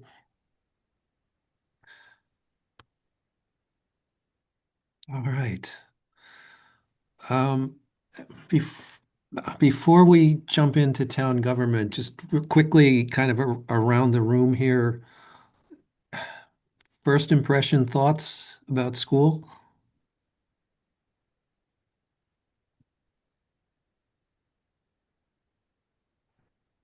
Hearing and seeing none? Can I make a comment? Yes, please.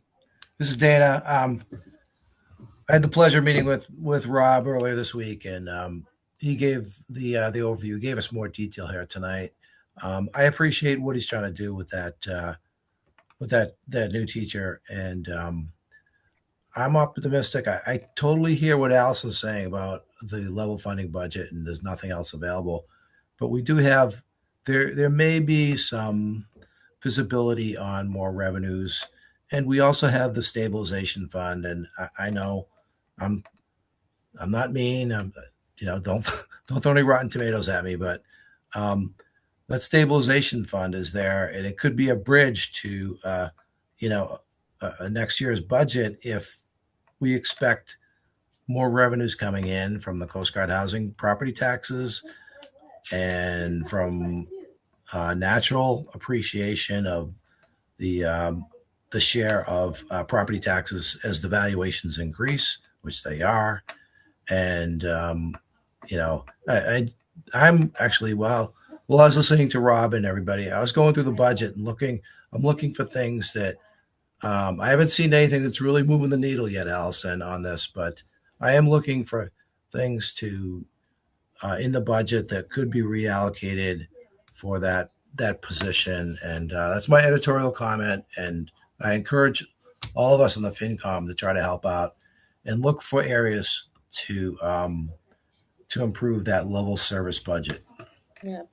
And for my part, Allison, I know that the trend for additional special education diagnosis, especially because of the COVID children, is increasing all around the United States, right? So that's very important. They're very expensive, but they have to be supported, right? I would encourage us to continue to look for additional grants because I know they're out there. Okay. I do know a town that my granddaughter lives in. They got a special grant because all those kids were so behind that they had never seen before. So that might be a place where we can get a grant there. And if you had a level set budget, you might be able to transfer it over to that very much. I think they need as many teachers as possible. I mean, that's me, but fund that one. And so think about that as well, because it's out there and it's starting to grow. And this trending, more and more special ed students are being identified just because of the way the diagnosis process is working, right? We have a bunch of millennials that are all having children. They're all thinking all their children need extra help. And so it's rising in numbers and it's going to continue to rise. Yeah, so one thing Rob didn't mention, there are a number of other special education grants that the school does receive that vary from year to year. Some are Right. they're federal. So some of the costs are offset, but again, for these larger numbers, yeah, they have to be part of the budget. So Who, um, who at the school is responsible for identifying and chasing grants? they have a business manager. But I'm also one that's, in touch with our state and federal agencies. I'm always seeking grants for the town. If I see something that's school related, I'm sharing that too. But the school business manager, she's the one that does the accounting for all of the grants and external funds that come in. Are you using a service? They have very cheap services to do some grant mining, not just from federal and state, but also from private foundations. There's quite a few private foundations that also fund special education. I think it's a subscription of maybe $100 to $200 a year to do a grant mining service.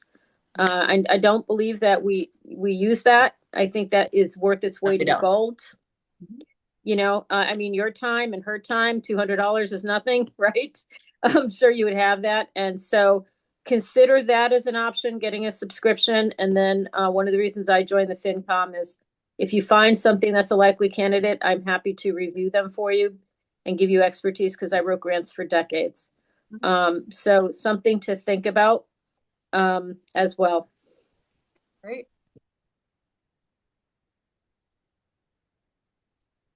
All right. So, Allison, welcome back. Thank you. You're smiling, so I'm assuming you had a good vacation. So, Yes, all right. vacation was wonderful. I got back last Thursday. I worked from home on Friday and I was back in the office on Monday. I felt rested on Monday and now not so rested. It's already worn off, but It's I had only 10 Thursday. days. Yeah. So just diving right back into work, CPC's meeting weekly. You guys are meeting weekly. I have Board of Selectmen meetings, and a lot going on during the day. So Yeah. it's busy time. All right. Okay. Should we do town government? Yep. So I did meet with Tim and Alex yesterday. And they kind of just, had pointed questions for me. I don't know if they want to start or if you just want me to do a high level overview. No, I quizzed you on a few things and you had good answers on all of them. The one thing I think that's open for a future is looking at some other health insurance options to maybe save some money for the town and make it better for the employees as well.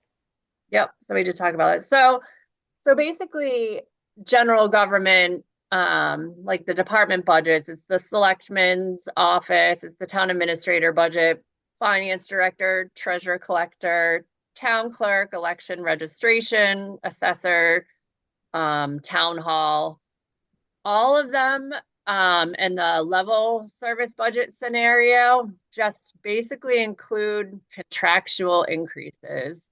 And then, small increases for specific contracted services. So for example, under selectmen, under auditing services, I've budgeted a $6,000 increase in both the level services and the override budget because I have a contract for audit services and I know what that cost is, and it's going up by $6,000. So I've budgeted that in there. All the salaries are contractually obligated in the level services budget. So a few of the administrative assistants fall under the DPW contract, so that's a 2.5% increase. And all other department heads that are not on contract, I did a 2.5% increase. On the override scenario, there's a few positions that I bumped up more than just the 2.5% increase, and that was based on the salary study that the town did a few years ago. One is the town clerk position, and one is the treasurer position. So that salary survey showed that those two positions are paid well under market value compared to our comparable communities. So from that study, on the override scenario of the budget, I bumped those two positions up to the median level. And then any other increases in the override scenario, I did in town hall, there's an electric and gas line for paying obviously electricity and gas costs for town hall. I bumped those up a little bit in the override budget, but that's also offset. And I said this in my last presentation, any utility costs that I bumped up in the override budget, I've offset those by reducing that budget for the utility reserve that we've budgeted for each year. So the utility reserve has been used for any overages and individual department budgets in the utilities. And then, so I reduced that a little bit in order to increase those budgets in individual departments. Basically, from a high level, for general government, a level services budget equals a 0.4% decrease from FY26. An override budget is a 1.7% increase for all of those departments that I mentioned. Okay, but that's a little bit masked because we're pulling some of that out of a reserve account, the utility reserve account. Yep. But that only accounts for a couple thousand because the utility reserve sits under general government, but it's also funding some of those department costs that are not part of general government. So in my override scenario, like for police, fire, and DPW, I bumped up their utility costs and offset it by the utility reserve. So yeah, for a true comparison, I should probably take that line out. Okay. So another part under general government, it is debt service. In my level services budget, I basically fund the minimum amount of principal and interest due. Where in prior years we've budgeted a little bit more so that we can pay down principal more quickly. So in the override budget, I've bumped up that amount by $48,000 so we can pay a little bit extra in principal. It's a small increase. And then under employee benefits, so that includes Allison, before we go away from debt service, I've been asked this question probably 10 times. The expected proceeds from the Coast Guard housing, Mhm. it's not strictly debt service, but kind of. We are not using that as a source of revenue in this budget, question No, mark. So no. it's sitting there. Yep. Um, and It can't be used for the budget. it must be used for capital items. Correct. Okay. For it by Massachusetts finance law, that has to be used for Yep. something that you would otherwise borrow for. Is there a time limit for how long it can remain there? No, so right now, all those funds are sitting in its own revolving account. I've accounted for them separately. All the proceeds are sitting there, and basically a decision has to be made on what those proceeds will eventually be used for, and it will come before a town meeting and be voted on by the residents, but is not included in this year's budget. Okay. All right. And the amount is? The current amount, I suggest about 2 million. So obviously we paid for some of the outstanding debt. We pay down debt service with it, so which is allowable. And then the remainder you have to use for a capital expense that you would otherwise borrow. So it can be used for the principal portion of debt service. So yes. So it was used to help pay down. That's the first thing it was used for, was to pay down that 1.8 million that was outstanding on the original loan. Has it been used to pay down anything other than Coast Guard housing related debt? No, it had to be used to pay down Coast Guard housing debt. Yep. That's what I thought. All right. Yep. So like Tim said, we did have a discussion about employee benefits. The town uses Maya as its insurer. And at the beginning of the budget season, back in December, Maya had told us to expect an increase of about 14% in premiums for FY27. As you remember, for the current fiscal year, it was an 18% increase. So we started with a 14% projection. I then brought that down to 12%. Trying to find a way. I'm like, I didn't think it would come in at the maximum amount, so I kind of, cut it down a little bit to fit into the budget. We basically budget based on our current personnel and the plans that they're in, and I did a 12% increase.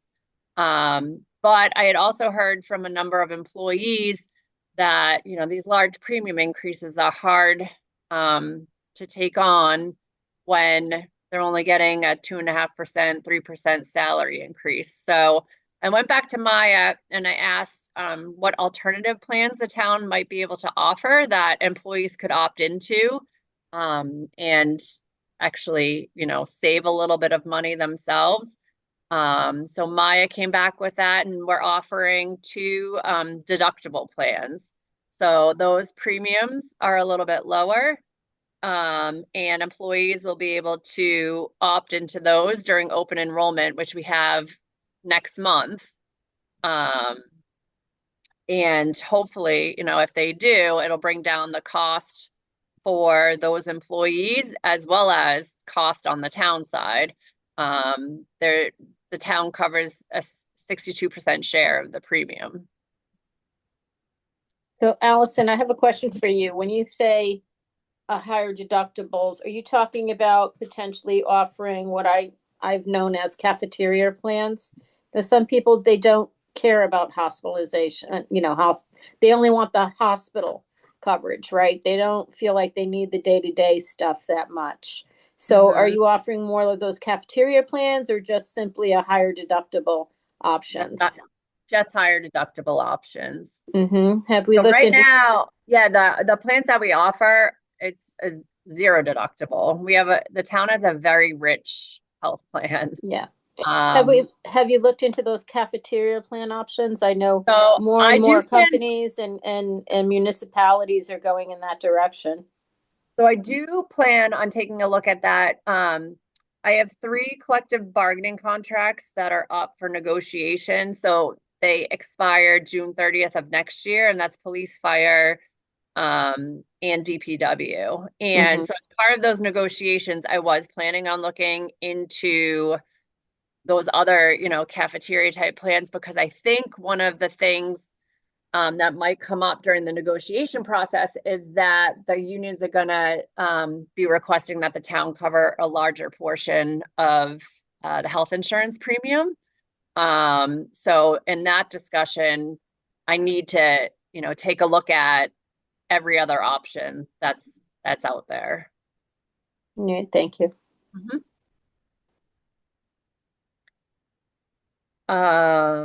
So basically the level services budget includes a 12% increase in health insurance for current employees.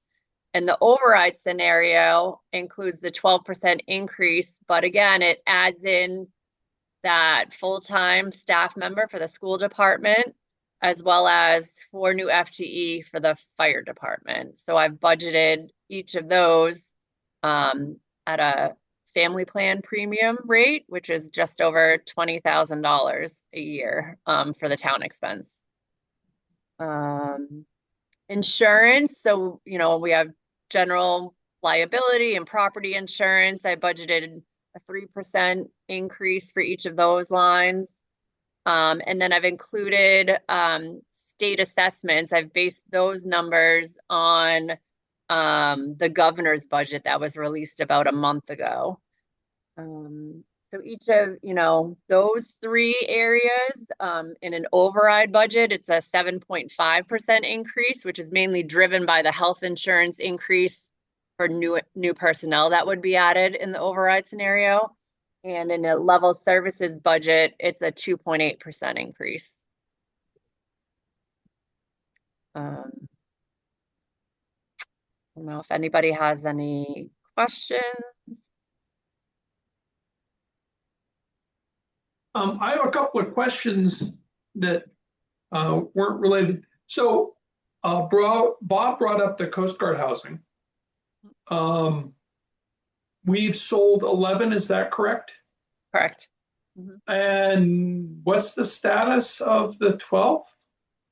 It's in litigation. Oh, Okay. still. So we're just pushing as well as we can. Yeah, it's going to another trial. Okay.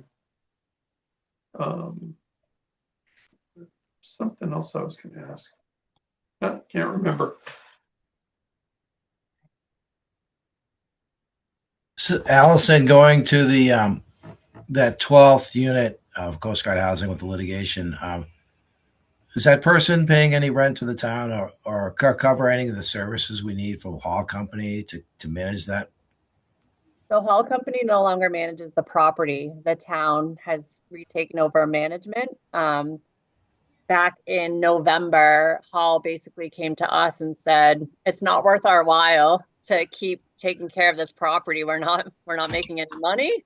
So the town has taken it back over, and basically the DPW is responsible for repairs and things of that nature. The tenant does pay rent to the town on a regular basis, on a monthly basis. So those payments before were made to Hall, now they're made directly to the town.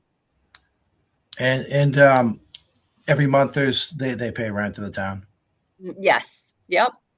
And so is all the rent paid up from? I think it's been in litigation for 4 or 5 years.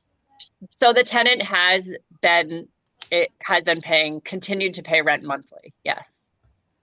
Because if they stop paying, I understand that that the eviction could accelerate. No, it's been paid. Okay. Monthly on time. Fully paid. Okay. All right. Thank you. Allison, is that payment provided to the town a competitive rate, or is it supplemented by some other state program?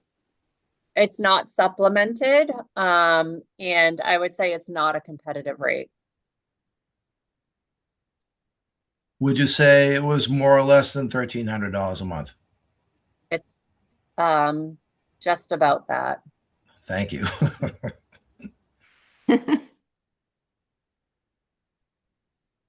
So that money comes in as general fund revenue to the town.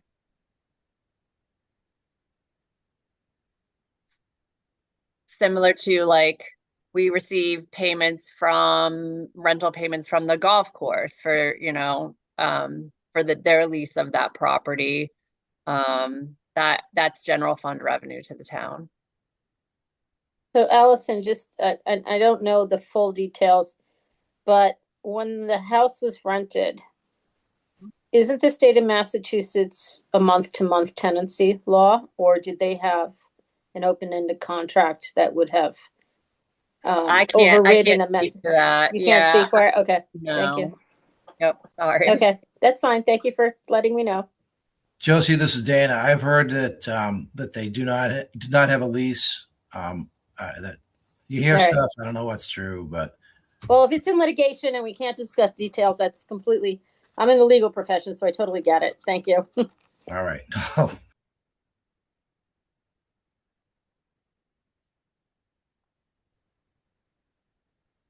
Well, it'll work out when it works out.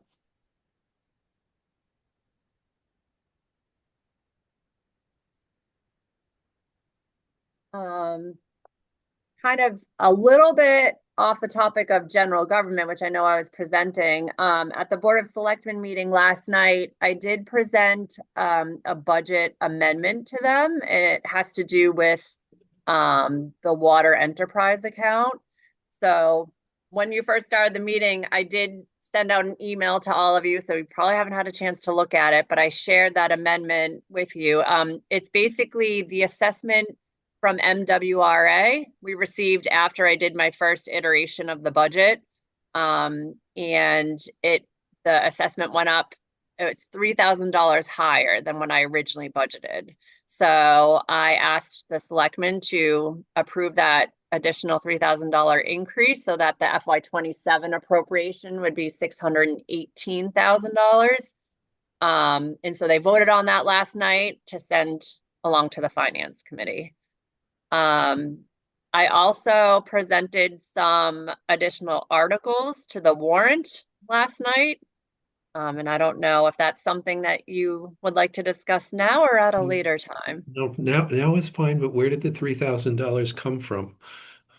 So because it's water enterprise, it has to be raised on the water rate. It's in rates. Okay. Yeah. All right.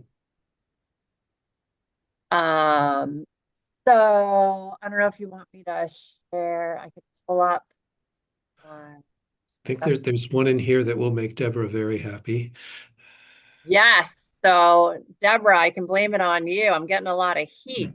I looked for that, and what you just said, I didn't see anything. I could better look again. I saw some town meeting stuff. Yeah. Let me look again. I'm gonna pull it up and I'll screen Yeah, please share. do. Please do.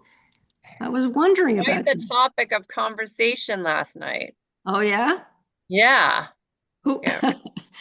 An unpopular idea? It was popular in the meeting and then it was unpopular on social media. Oh, really? Huh. I think it was half and half, to be honest. So are you able to see my screen? Is it too small? Yeah, but I don't see. Oh, wait a second. So I added this new Article 19 to amend the general bylaws. The first section actually came as a recommendation to me by the town clerk and some other individuals about changing when the town election is held. And this just really makes more sense to me. Currently, the town election's always held the last Saturday of April, and then we have town meeting the third Saturday of May. If something is voted on at town meeting in May and has to go to ballot, it currently doesn't go to ballot until the following April. So we're waiting almost a year to have the town vote on these things. One example is, I think last town meeting, there was a warrant article to change Board of Selectmen to Select Board. And that is going to be voted on at the meeting at the election this April. So we're a full year after the fact. So this proposal is to change the annual town election from that last Saturday in April to the second Tuesday of June each year. So again, this will make the election after town meeting. It's also making a change from a Saturday election to a Tuesday. The town clerk had said that she had received some feedback from residents that really don't like having an election on Saturdays because it's a busy day for them. So she had recommended changing it to Tuesday. So then section 9 of the bylaw is. Hey, Allison, just Yeah. a historical note. Town meeting used to be in April. So Town meeting and town election were on the same day. Yes, exactly. Yes. That's why it was that way. And one got changed, but the other didn't. Correct. Yeah. So the town meeting got changed, Yeah. right? Yeah, Right. obviously Yeah. in May. Yeah. Yes. So, but in looking at other communities and how they many of them, they first have town meeting and then have the election, either a week or 2 weeks after. So it never really made sense to me why our election was before town meeting, but I know there's history behind it. Yeah. Does this give us enough time to notice any election related things that may come out of town meeting? Yes. Mm-hmm. Okay. So basically anything that would have to be voted on. So basically the town meeting warrant is finalized well in advance, right? And anything that would have to be, that's going before town meeting that would have to be voted on at the election that's going to occur a few weeks later would already be printed on the ballot. If it didn't pass at town meeting, residents are not taking that vote on the ballot for those special questions. So it could be struck from the ballot. Correct. Okay. Okay. And so section 9 is what Deborah had originally brought up to me, and it currently says that no person shall speak upon the same question more than twice or more than 10 minutes at any one time if another person wishes to speak on the same question. I struck 10 minutes and I changed it to 4 minutes. Yes. And then I struck the end of the language, saying if any somebody- other person to speak at the same time. Has somebody passed this by Peter Barba? Because I Yes. know he's getting into the minutia of town meeting times. Yep. Yes. So I shared this with Peter Barba yesterday. He also attended the Board of Selectmen meeting last night and spoke on this. He's in favor of it. I mean, the moderator also has discretion to cut off, discussion at any time. But he was in favor of the shorter time frame. I believe that these were the numbers that he actually originally suggested to me, except I wasn't allowed to use his name. He was supposed, the moderator is supposed to remain neutral, so pretend I didn't say that. But a town moderator who we will not name. right. Yes, so he was on the meeting last night and did speak to this. I've been doing a little bit of research about what other towns allow. I've always just thought that 10 minutes was a long time. And in looking quickly at what other communities, it's generally between 3 and 5 minutes that they allow an individual to speak on a topic. Does the moderator have the ability to allow a person to continue to speak? Yes. The moderator has the power to change any of these items at town meeting. Yes. I mean, because some points are potentially more than a 4 minute. And I would hate for a stopwatch to cut people off. I think that'll, in some very, very complex things, people will get very upset with the 4 minutes. So Unless that the was, we moderator, had a few, yeah, we had a few residents speak kind of, against this change right? last night for that reason. And I do understand that. But yes, the moderator can technically do whatever he deems All is right. necessary for the meeting.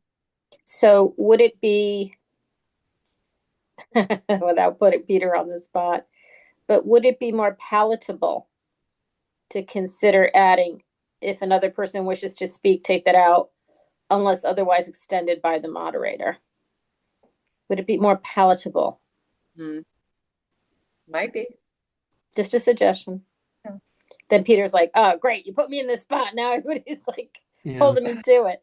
And maybe not, well, if you're going to do it, not instead of extended, changed by the moderator. Yeah. Well, I don't know about changed, but And then- yeah, I don't know, but something along that line, because I mean, you can't have someone just drone on for 10 minutes, right? But at the same time, some things truly do need a bit more discussion. The person Basically, can come more of back. guidelines. The person gets two times at the mic as is, so Yeah. as is written. That's what the moderators, that's why he earns the big bucks.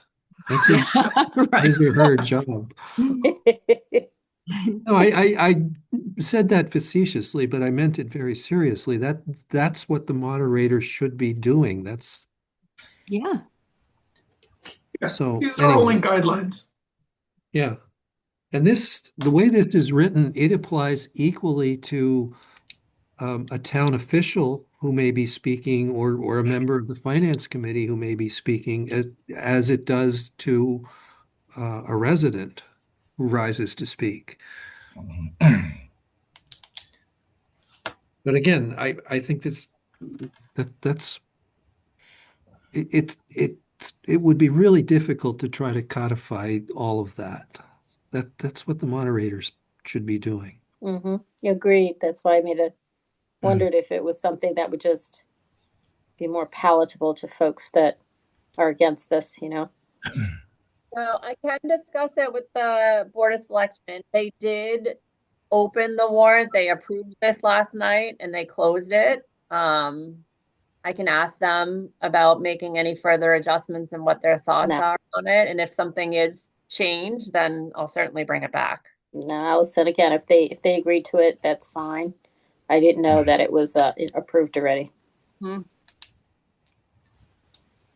so Thank then, you, Allison. Thank you. You're welcome, Deborah. So then I added Article 20.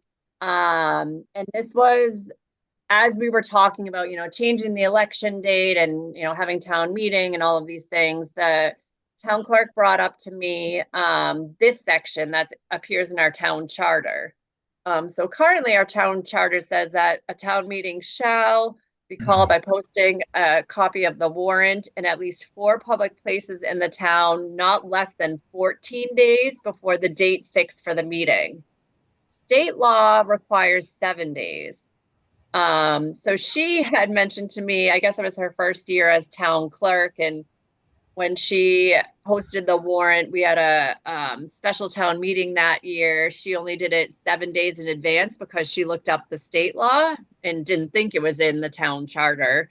And she basically would didn't follow the town charter. And so that posting was against it. However, the Attorney General's office let it slide for her being, a new town clerk. But she said, if somebody else comes into this position, they're likely going to refer to state law first. So to me, this makes sense to be consistent with state law, change it to the 7 days. And so it's referenced both in our charter and then in state law as well. So if we're opening this up, should we include the requirement that it be posted digitally as well as in hard copy. Mhm. We do post it I digitally. know we do, but it's not It's not required. a requirement.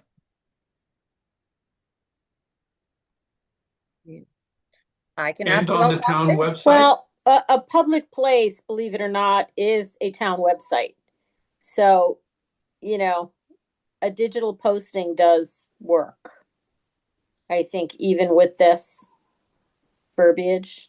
Yeah, so that would be something I'd have to ask that Diane as Yeah. town clerk. She'd be, I can say that you brought that up, but I believe, I don't know if what Josie's saying is correct, but Yeah, we it is. that It is anyway, true. Yeah. you know. You can double check it, but I'm absolutely anything that's in the public domain is considered a public place. Yeah, that makes So sense. anywhere that's in a public domain, so a town website, anything like that does Facebook? work. Does Facebook count? Unfortunately, yes. Anything that's in the public domain. The only reason why Facebook wouldn't count is because you have to be a member of Facebook, Mm-hmm. where the town website is open Open to all. open to all. So that's kind of iffy, right? Because it's a membership or a subscription type of place. But anything in the public domain, yeah, that makes it's it could be on television too. It's crazy, right? Um, some places will do, they have those local television channels. Some of them will actually even read through, some states that I've seen will even do a public announcement, for like half hour or one of those little public stations. But no, I don't think you have a problem with the way it's written because it's a public domain location. All right. Yeah, But you can I'll double check ask with the town Diane. lawyer. A good catch, Bob. And so those were the major adjustments from last night.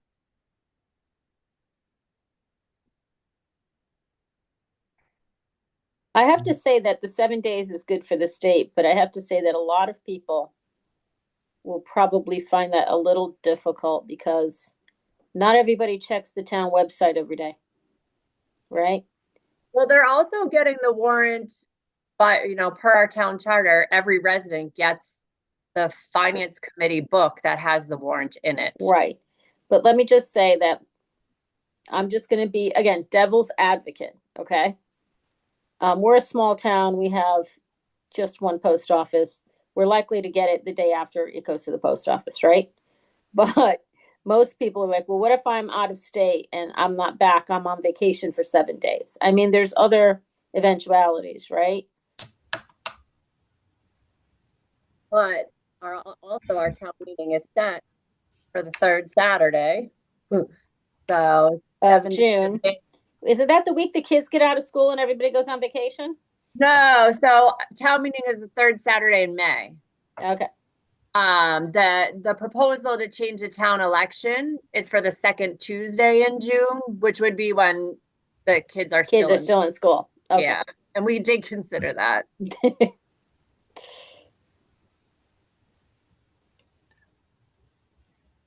Allison, this is Dana. A couple of follow-up questions. Just spinning through the budget. I noticed that the salary increases at the library 5% for the staff there. Is that in the level funded budget No, or in the override budget? only in the override budget. So when we were, speaking with departments last year in preparation for the FY26 budget, Tony had presented each department head with a copy of the salary study that was done and said, if there's a chance to get some of these salaries that are paid below the median, we would do the chance, have the chance to do that across the board. So in my mind, sorry, Bob.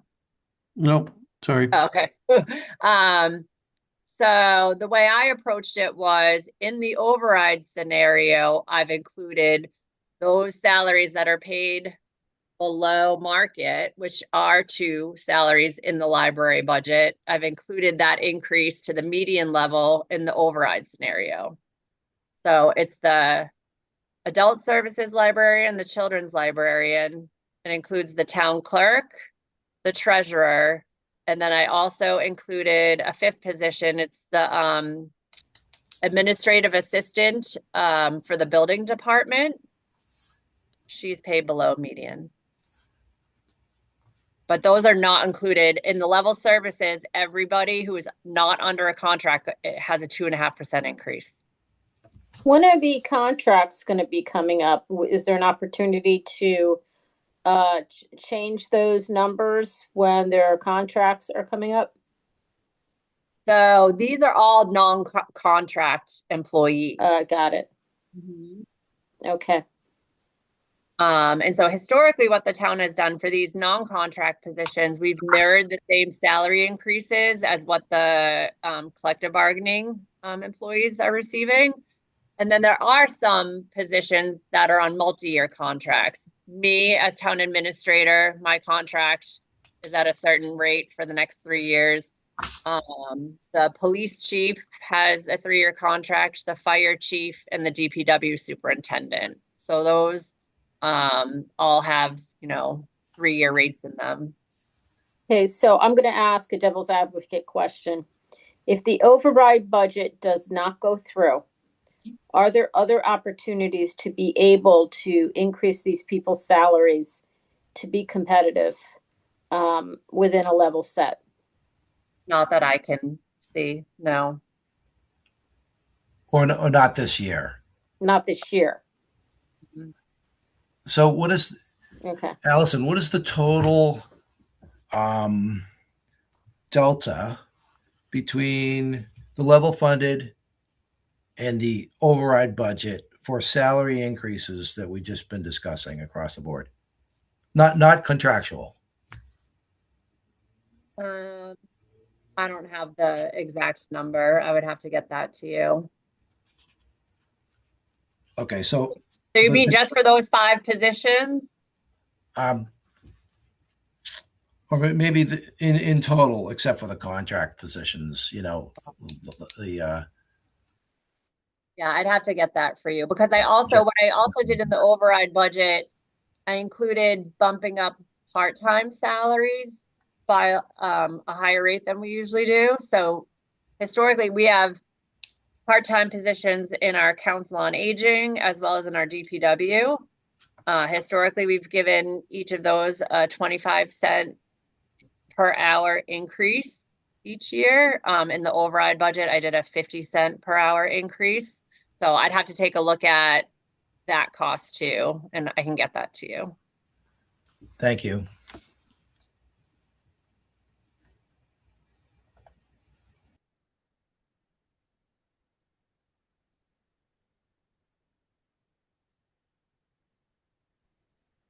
All right.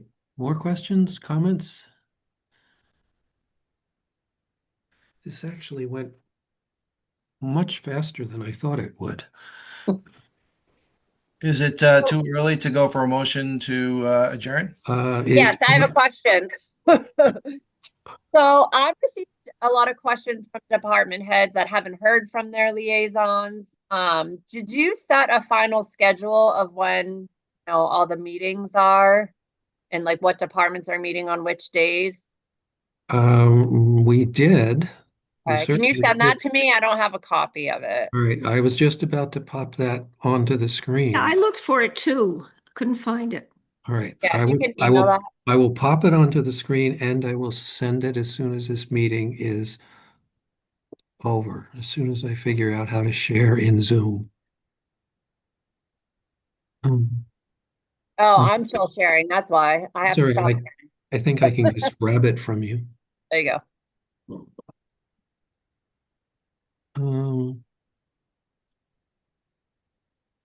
Share. All right. I think I'm sharing. Yes. All right. So here we go. So, right, calendar. It's a weird calendar. It begins on Monday. So we've been talking about the Thursday of the week, which is that column. The school could not meet on the 26th, so we pulled both the school and town government into today, the 5th. Next week, the 12th, is all of the DPW related stuff. So it's DPW, it's the water and sewer, it's enterprise funds. I can't see what's hiding behind the Culture and recreation. and culture. Yeah, that's That includes library too. library. Yeah. Yeah. Have you spoken with Nari about that? I have not, but I was copied on an email and I was going to respond to her and say it is supposed to be, you are meeting on the 12th next week. Okay. Okay. I'm sorry, it's DPW, water, sewer, enter something, and what else? And enterprise funds and culture and recreation. Okay, thank So you. the first of those three are really all kind of public works related. And I find it helpful to do them together because then you get the big picture Yeah. of what they're really doing. Because they are busted. The public works effort is busted into a number of pieces which are Mhm. accounted for separately. All right. Anyway, so that's the 12th. March Bob, 19th is police and fire. Bob, I don't mean to interrupt. This is Ed, but Allison just sent me a text. Can you let her back in the meeting, please? Oh, sure. I didn't. If I know how to do that, how do I do that? She can call back in, I think. Yeah, I know, but she's going to end up being. Oh, there we go. Sorry. I don't know Zoom as well as I should. Sorry about that. My laptop died. Oh, no. Oh, no. All right. So now your iPhone. No, I'm on my phone. This is Okay. Allison. Yep. All right. I don't, so the 19th is police and fire. The 26th is community preservation. I have not checked with them when So they they expect to be. actually want, Lynn was saying that she would prefer to present earlier, I believe.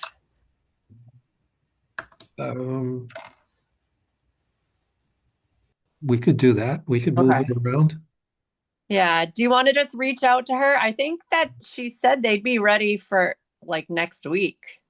I think the library, speaking just for the library, I think they would welcome another week or two. So that might work well. Okay. Is that culture and rec? Yeah. Yeah. I'm a little hesitant to do police, fire and community preservation No. or DPW Oh, no. and community because No. they both are, all three of those are big topics. Yeah. Could you just swap her with that DPW line? Zach's ready to go. We've already met with him and he's confirmed for the 12th. Yes. Okay. We have rumors he might do a PowerPoint. Rumors. So he might welcome some extra time too. rumors. Oh, there's lies, damn lies and statistics. It's rumors. I don't know. My thought would be if you reached out to Lynn, if she confirmed the 13th, I think you could move DPW and library down to the 27th. Or 26th. Yeah. Oh, sorry. That's a Thursday. Yeah. Oh, just flip community preservation and that whole DPW. Yeah. Yeah. That's what fine. Yeah, that's fine. Melanie, would you mind? Can you check with Zach if? Yes, I Well, will actually, check with don't Zach. do it. Don't do it. Don't do it till you hear from me. So Okay. I'll check with Lynn and confirm that she can do it next week. And if she can, I'll let you know about the switch. But otherwise, we'll keep it the way it is. Understood. Okay. So I should not, the library folks were curious about what their date is, but I'll wait until you make sure this is firm or change it before I communicate. Okay. Yeah. Please. Okay. So that is the schedule, and I will send this out. And if this helps, those are the liaisons. Yeah, if you could hold on to that, because that would be helpful. This is all in the same Excel document. It's just a Yep. separate tab.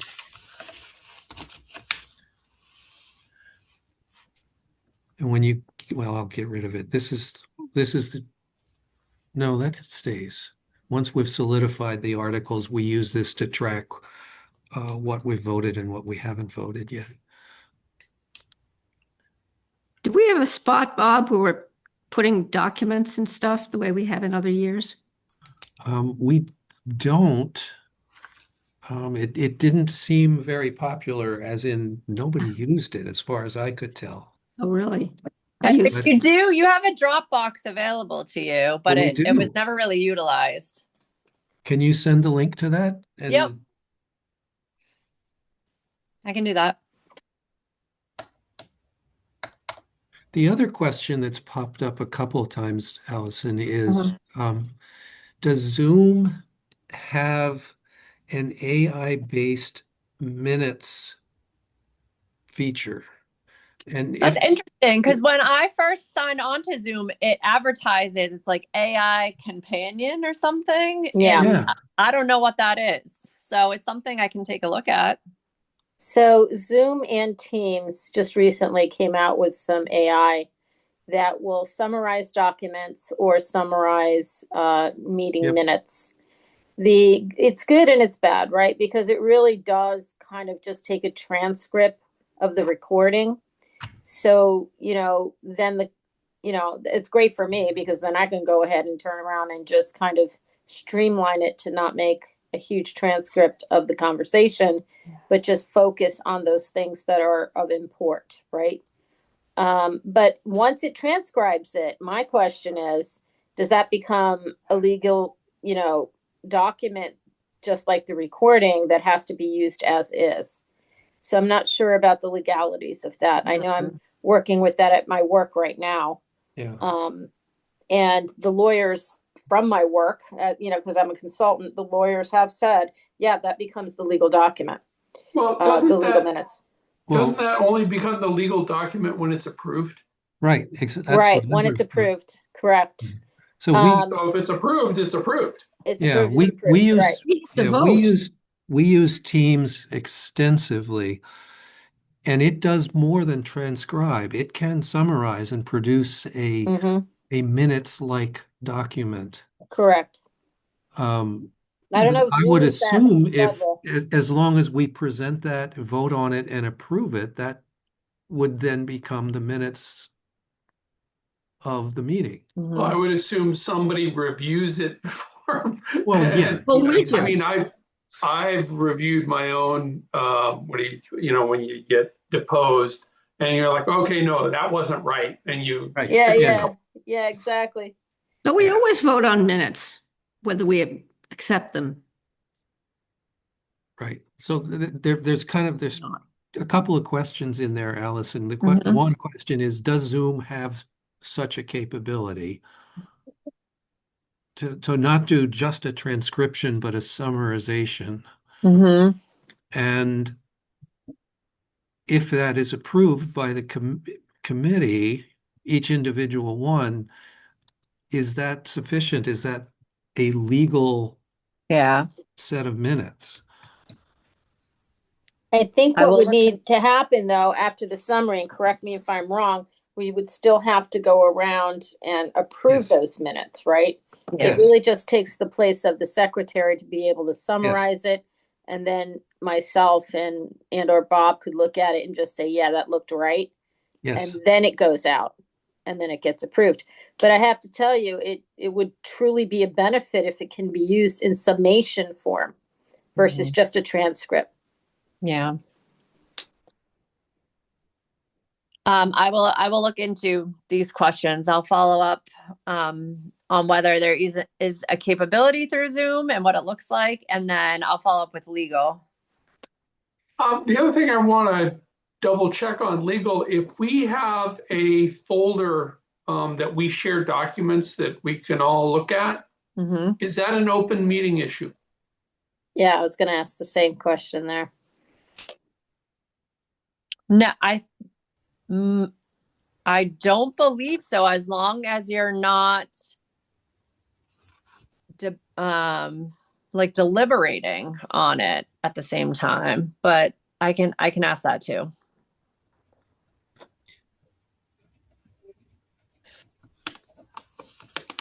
Under open meeting law, anything presented in our meeting is to be referenced in the minutes and available for future reference. Like the document has to be referenced. Okay.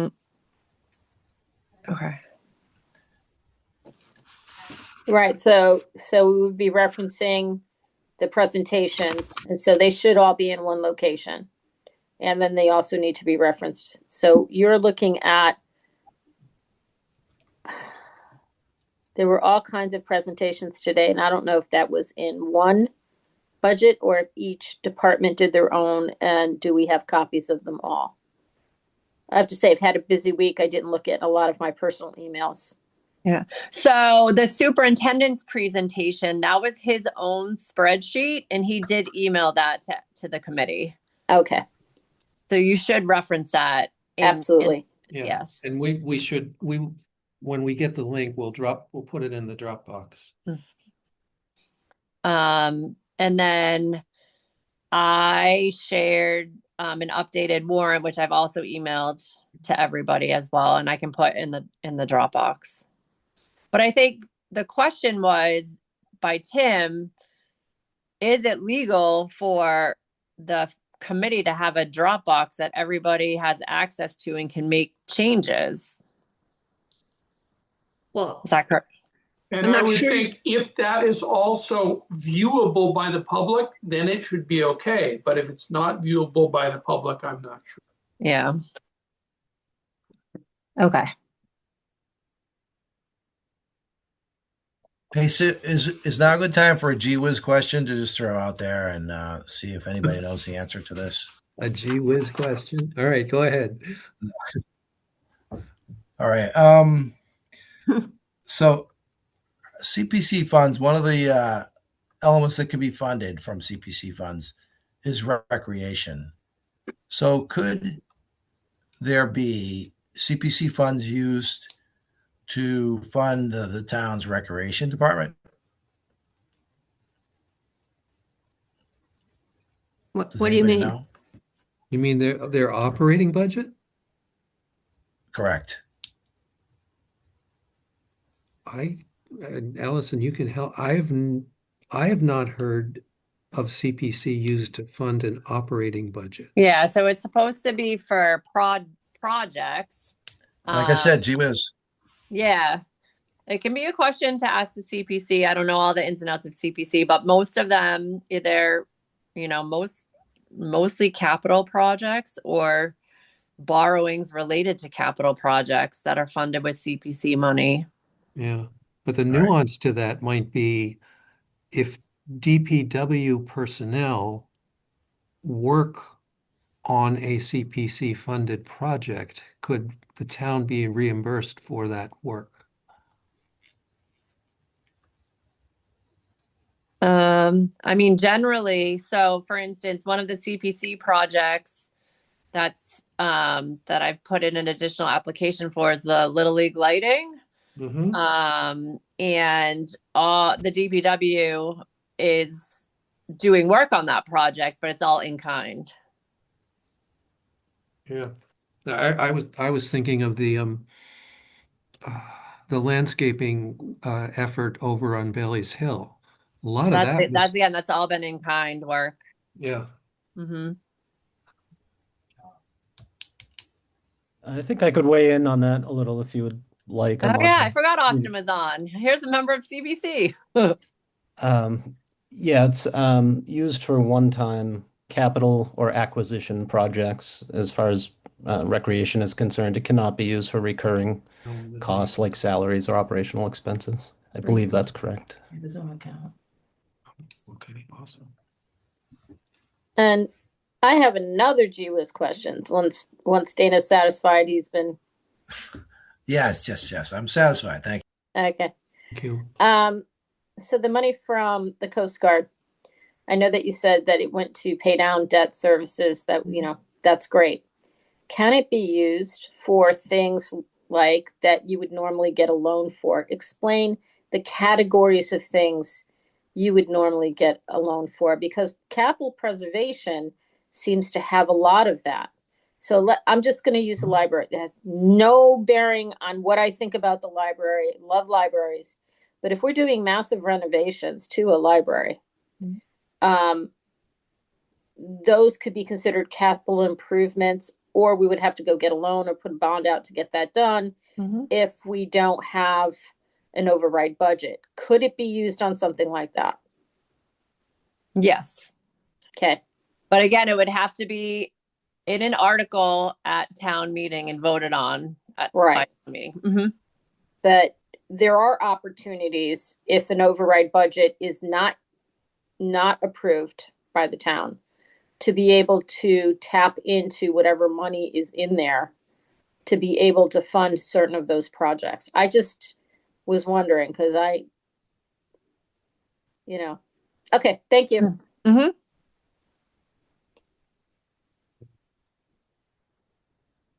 And while we were speaking, Debbie was busily looking this up. Zoom AI Companion provides an automated generative AI-powered summary for meetings, chat threads, blah, blah, blah, blah, blah. Perfect. No extra cost if you have a Zoom account. Yeah, so maybe I can just have Kristen look into how you actually You put Kristen back on the spot. She's my Zoom expert. So I don't know if like you have to enable it when you first start the meeting. You do. It's part of the recording process. Yes. Okay, maybe I can get instructions and we can try it for the next meeting. Yeah. It would be I great. think if it's like Teams, you enable it when you schedule the meeting. Oh, okay. I can look at that too. But I don't know for sure how it works in Zoom. I know Teams. Okay. All right. And while we're on Gee Whiz stuff, just for the record, the classic definition of capital items or capital expenses are they have a useful life of more than 1 year and they cost more than $10,000.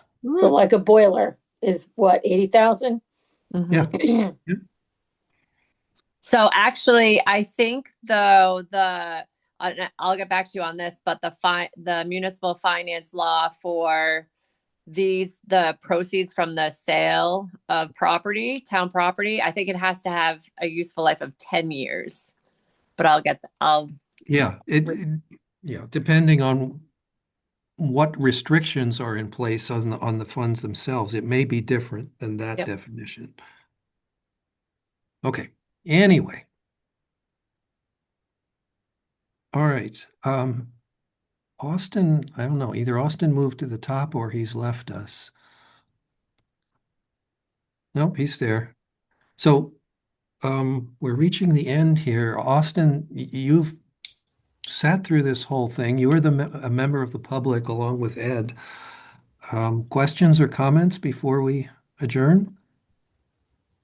No, thank you. I was mainly here for education on the school's needs and to find out when I'm expected to be before you. So thank you. That's all been answered. So far, it looks like it's sitting on the 19th of the month. Thank you. Look forward to it. Excellent. Okay. Then, Dana, you asked this a while ago. I think it's time. I do. Motion to adjourn then? Second. All right. All in favor? Aye. Aye. Dana Sheehan, aye. All opposed?